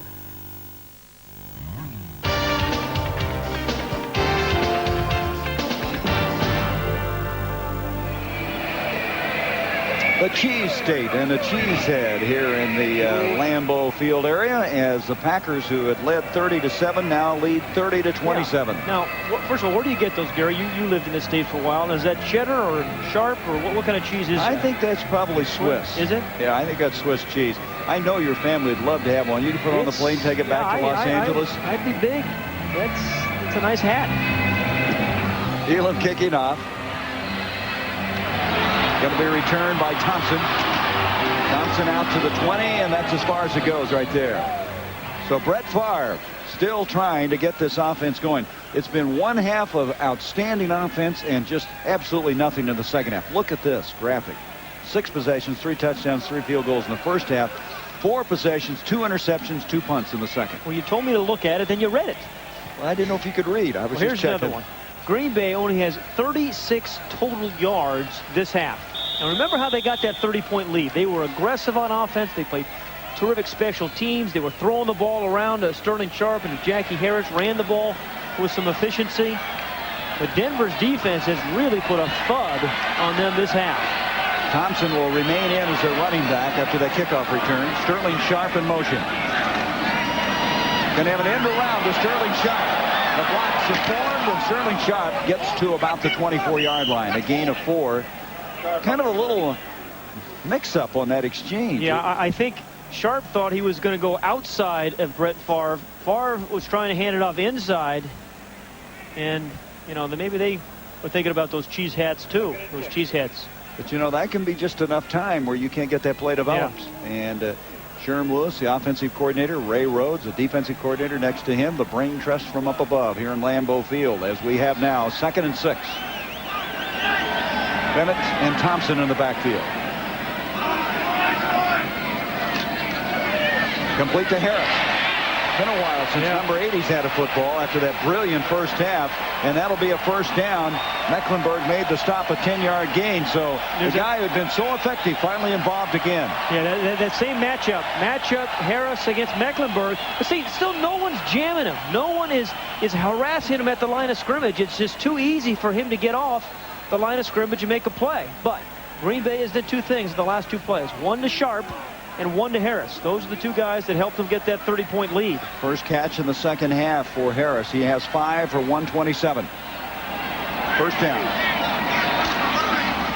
Bennett. He's got a block.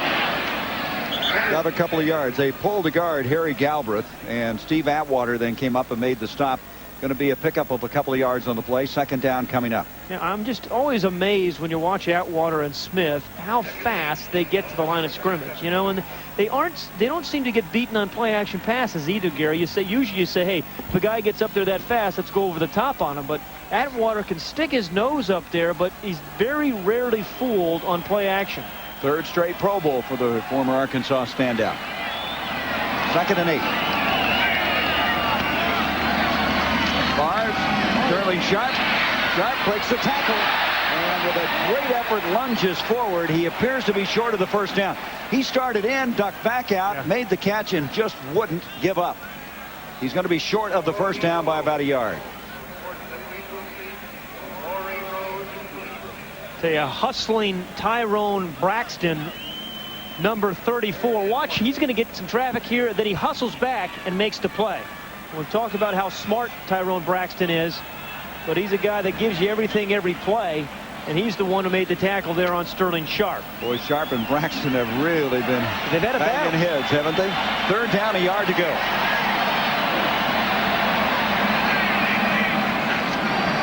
And Bennett, I don't know. He needed to get just about to the 45-yard line, and there's a lot of congestion on that play. See where they mark this one. A 3-point lead. You might have a 4th down with 5:30 left in the game. That was Greg Cragen, the nose tackle, who stuffed that play. And it's going to be a 4th down. They doubled fist indicating that, and we're going to have a timeout called. Well, they're going to measure. And Gary, remember we said at the very beginning of this broadcast, too, 3 new offensive linemen playing new positions for Green Bay tonight. And that's where you need the continuity. You need your regulars the most, I think, on short yardage and goal line plays. So they've requested the measurement, and that gives Holmgren a chance to get his troops ready for what could be the 4th down. I'll tell you what, a 3-point lead against John Elway is just not enough in the 4th quarter. You can see how far they missed. They actually didn't get a thing on that play up the middle. No. Not an inch. So Wagner will come in and punt the ball away. Now Denver has 2 timeouts left as Wagner stands inside the 30-yard line. Milburn is back to receive the punt.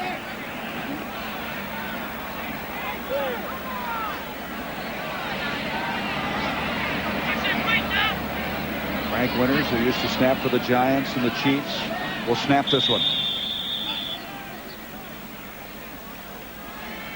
Clock running with 5:18. Wagner not exceptionally high. Milburn's got a running return to the 25, and the little nifty guy from Stanford is short of the 30 and tackled there. And that'll give us an opportunity to take a look at the action throughout the day here in the National Football League on the Coors Light scoreboard. As the Chiefs had their hands full today, a Nick Lowery field goal was the difference.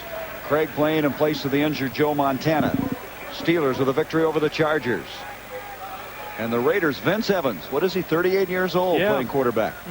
Played well. Yep, and Marino, scary injury to his Achilles tendon. And Entman was also hurt in that ball game. And Bill Parcells with his first win in New England. First down 10. Elway to Bernstein. Bernstein running over people and gets a first down to the 42. He was dealing some punishment on that play. Yeah, Mike Pryor, number 45, the safety for the Packers, just got a mouthful of Rod Bernstein right there. And he ran right over him. And again, you're down by 3 points. You don't want to have to rely on John Elway for everything. So you give the ball to Bernstein. You let him run over the free safety and get your first down. First down at the 41. 4:35 left in the game. Elway, and that's dropped. The sure-handed Shannon Sharp can't hang on to that one. That'll stop the clock with 4:30 remaining. The two Sharps have come in this head-to-head family feud, and they've really played well, both of them. Yeah, they really have. The thing that makes Shannon Sharp a little bit unique, you see what they've done, the 10 receptions by Sterling and 7 by Shannon. But Shannon's a heck of a blocker too, Gary. I mean, they use him as an H-back. Now, Karts, the safety, the center for Denver is going off right now, and they got their backup center in. That's going to be John Melander, who they picked up this year from Cincinnati. Nope, it's going to be Wydell. Dave Wydell coming in at center. Here's Elway taking off. Elway sprinting forward, and he appears to have the first down. He took off. He made up his mind in a hurry. That'll be a 12-yard gain, first down to the 47-yard line. Still 4:14 remaining in this ball game. Plenty of time, but Jason Elam, the kicker, used to get to about the 37-yard line. Elway, again, still can beat you with his legs. Even though it's his 11th year, he knew exactly where the first down marker was and ran with some power. Going to go to the shotgun. You see the time remaining. 3-point ball game. Packers leading 30-27. The blitz is coming. The ball is fouled. Somehow Bernstein gets it and is able to advance it. That could have been a disaster. And I don't know what happened on that play. The blitz was what was causing all the havoc, and all of a sudden the ball kind of spurted out of there. Well, remember, you have a new center in now. You know, Wydell is in centering instead of Karts. Now that ball looked like he tried to, on the long snap, he caught his rear end. And he hit his own rear end with the thing. There it is. You got to get that rear end out of the way. Holy smokes! Feature there. Can you imagine what his teammates will have to say about that one? Second down, 10. Here's Elway to Johnson. He comes back to the ball and almost got it on the deflection. Muhammad Oliver was defending on the play. You know, I think that it looked like an underthrown ball, but I think that was intentionally underthrown, hoping that Vance Johnson would either make the play over Oliver or he'd get pass interference. Johnson's going to get a breather now. Kimbrough comes in. Tony Kimbrough, the rookie from Jackson State, will replace him. Third down. This is a 57th attempt coming up for Elway. It's a club record. And this is where Reggie White, you have to take care of Reggie White. And Kimbrough can't hang on. The rookie had it for a moment. Buckley was there. Also Pryor was there. And it's a fourth down. There's Kimbrough, who they talk about can really, really run. And that time, he just could not get there, and he's still down. On the big plays, you still have to first account for Reggie White, Gary. And they double team him. First with Freeman, number 68, the tackle. But Freeman knows he's going to get some help, and he's just going to jump over you. And then he's got the little guy, 177-pound Milburn coming after him, but Elway is still able to get it off. And then he had Tony Kimbrough open for just a moment. Couldn't quite hang on to it. led him perhaps a little too much, and Mike Pryor was there to knock the ball away. And a rhythmic chant now in the stands as the Packers have a 4th down facing them. Kimbrough shaken up going off the field. I tell you, Reggie White has played every snap as hard as you can play this football game. And you know, that's all you can ask. And by him doing so, Gary, the rest of the team, when they see a guy like Reggie White jumping over people and knocking people back, they play better. I mean, only 1 sack tonight, but that doesn't tell the story of Reggie White's influence on the defense. So on 4th down, they're going to go for it. Gary, I don't understand. There's 3:13 remaining. I say punt the ball. I don't understand why they're going for it on 4th down here. They're 0 for 2 on 4th downs. The last 4th down, remember the Packers penalty gave him the 1st down. The blitz coming from Butler. They are able to pick him up. A flag on the play. Up the field. Catch is made by Vance Johnson. But, as we mentioned, there is a flag at the line of scrimmage. And again, Elway stepping up, firing a strike, and the Packers are indicating it's against Denver.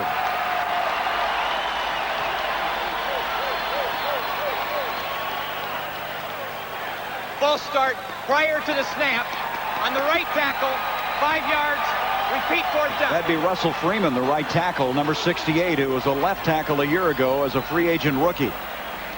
13th penalty of the game against Denver. When you have Reggie White you're concerned about, you get a little bit nervous, a little bit edgy, and you move a little early. I tell you, when that bull rush, it would get you a little edgy, wouldn't it? Time after time, you've got 92 in your face. Now ruined to punt the football. They have 2 men back this time. They're going to send Pryor and Buckley back. 3:05 left in the game. 30-27. Green Bay, who led at one time, 30-7.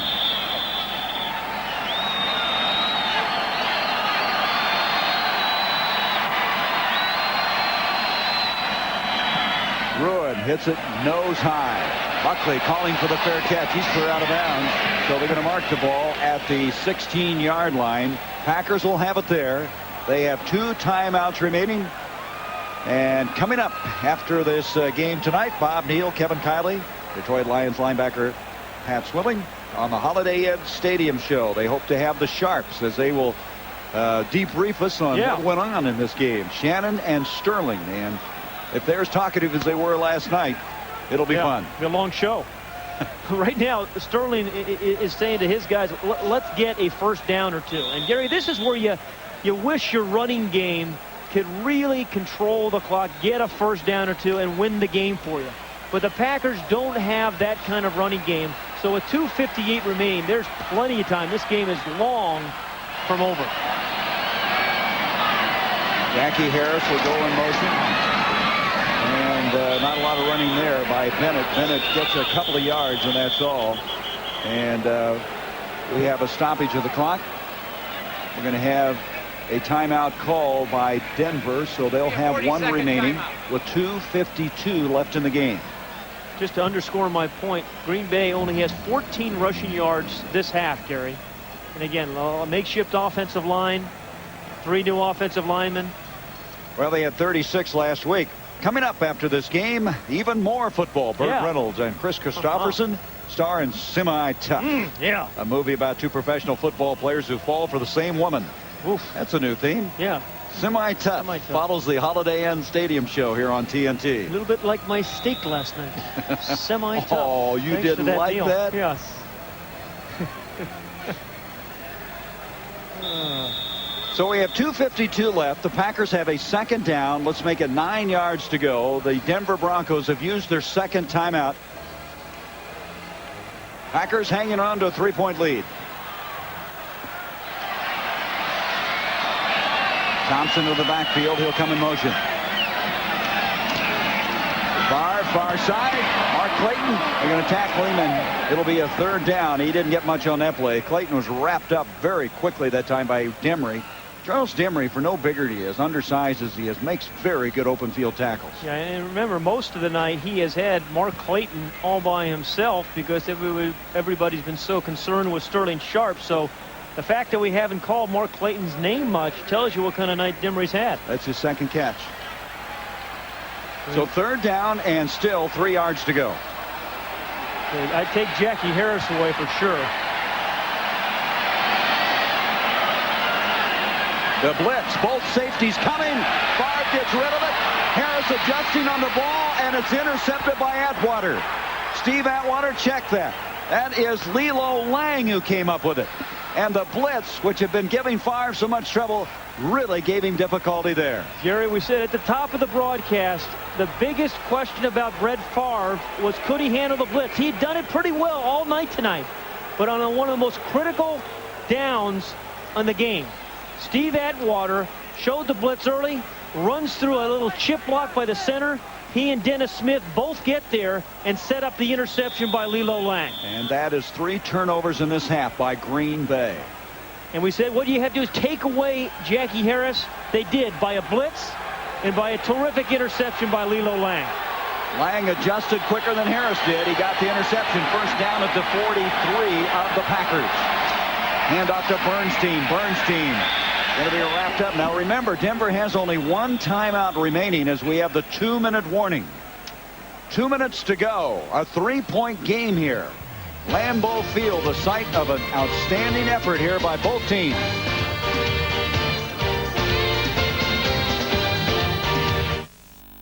You're trying to... Well, Willie Ocean, who speaks 6 languages, I don't know which he's using there as he's following along on the music. But, you know, the Packers have lost 2 very tough games. The last play of the game by a total of 5 points. And now they find themselves, as you see the losses to the Eagles and Vikings, hanging on here with 2 minutes to go. Elway, and that'll be dropped. Shannon Sharp couldn't hang on at the 35. Stops the clock with 1:56. Again, we said it for you. The Broncos have 1 timeout remaining. They're down by 3. 1 minute, 56 seconds left in the game. And they're still thinking about winning this, but they need to get the ball to about the 37, 38-yard line to give Elam a chance to tie the ball game. He has a career long of 54.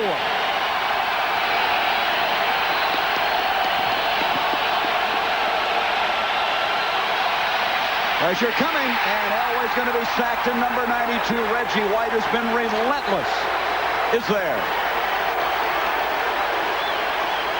You have to double team them. We said it on the critical downs. For the most part, they've done that. But now it's a big wide split by White against Freeman. And White on the single team has won that battle all night long. It's only when they've had a double team has Reggie White been stuffed. His 2nd sack of the night. 4th down, 19 yards to go. Elway being flushed and sacked again by Reggie White.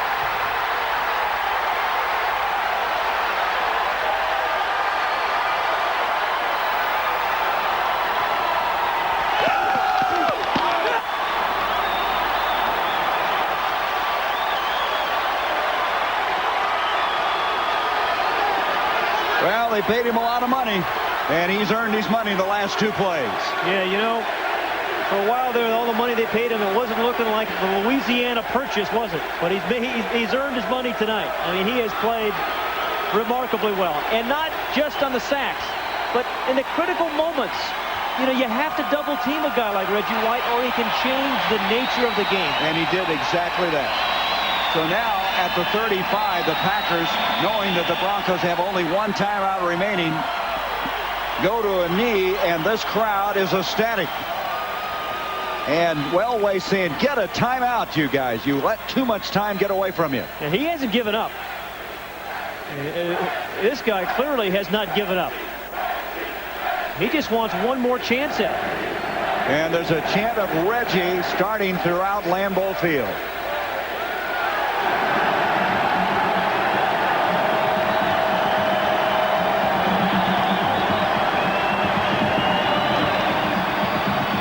Well, he's been disappointed. He lost his former teammates, the Eagles. They lost that unbelievable game to the Vikings. Really got their head handed to them last week by Dallas. Yeah. And here tonight, Reggie White believed they could win it. He said, we got to learn how to win, and he showed them how. You're right, Gary. And you know, the Packers are still a year or 2 away from really contending, I think, in this league. But when you have a young team, a very young team, and with guys like that, you mix in some veterans that can teach guys how to win in close games, as he did tonight. I mean, you have a young quarterback, Favre, that can develop for you. You have a chance in a couple years. Well, the Broncos can't stop the clock. They just used their last timeout. And the Packers will end a 3-game losing streak and really, with this victory, stay right in the chase because the leaders in this division are 3-2, and it's a 3-way tie for first in the NFC Central, and they'll go to 2-3. Denver, on the other hand, had a chance to move into a tie for first place with Kansas City in the AFC West.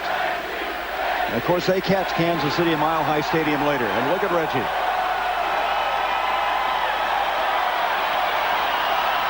We expect to see Reggie with Kevin and Bob on the Holiday Inn post-game show, and then we have a flag.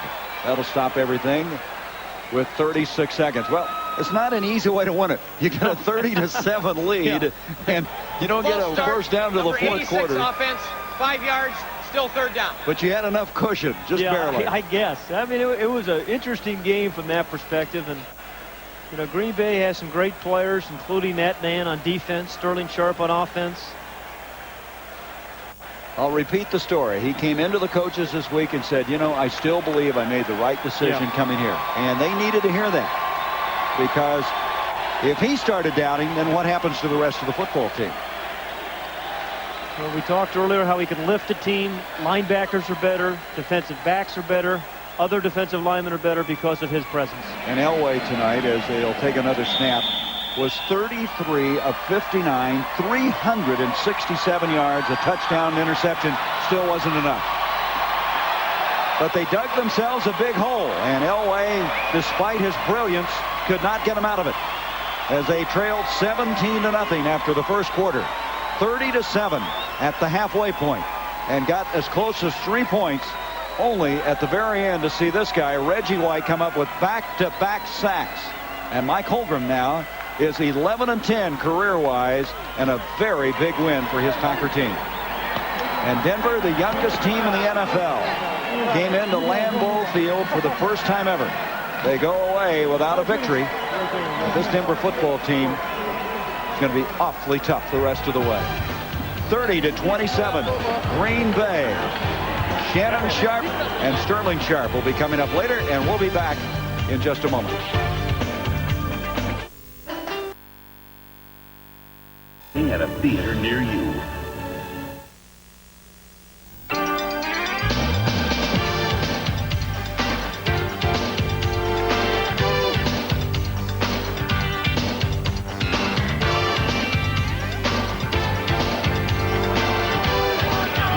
The Green Bay Packers defend their home turf here at Lambeau Field. In the second quarter, Brett Favre goes to Jackie Harris, the tight end. He had 5 catches and a touchdown on the day. Brett Favre threw for 235 yards, and the Packers held on despite 3 interceptions. One reason they were able to hold on is this man. Only a sack and a half all season. Coming into the game, the $17 million man, Reggie White, 3 sacks and 5 tackles in this game tonight here at Lambeau Field, and the Packers